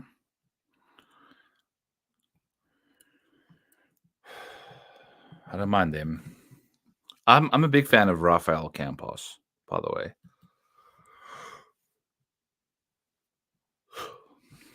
But I think this is going to be it for me. I mainly just did this to kind of put this bad boy together so we know what we're dealing with for the week. I'll be putting this out on the Premium Showdown or Premium Stat Buffet model going forward, so you'll have this to your disposal. I'm going to add a few extra things on the back end here once the show's done. Bit of a disaster of a show. Don't quite feel like it went anywhere, but we'll take it and kind of keep moving forward. This is a weird week. I'm going to provide content all week. Use code Maniac for premium stuff at rotoballer.com. Can Scotty Scheffler, let's say, beat him tomorrow? I'd like that a lot. But we're going to have another second place finish to Scotty Scheffler. It's going to be our third one in the space of 5 weeks. We love betting on golf. So that's the situation there. Cool. Me and Spence will be up tomorrow for the Rotoballer PGA show tomorrow night.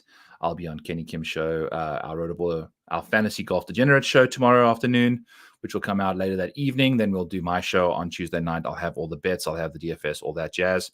And then we'll go to Sunday. Yeah, that's pretty much the week. So we'll have all our content out for you guys. We'll catch you guys then.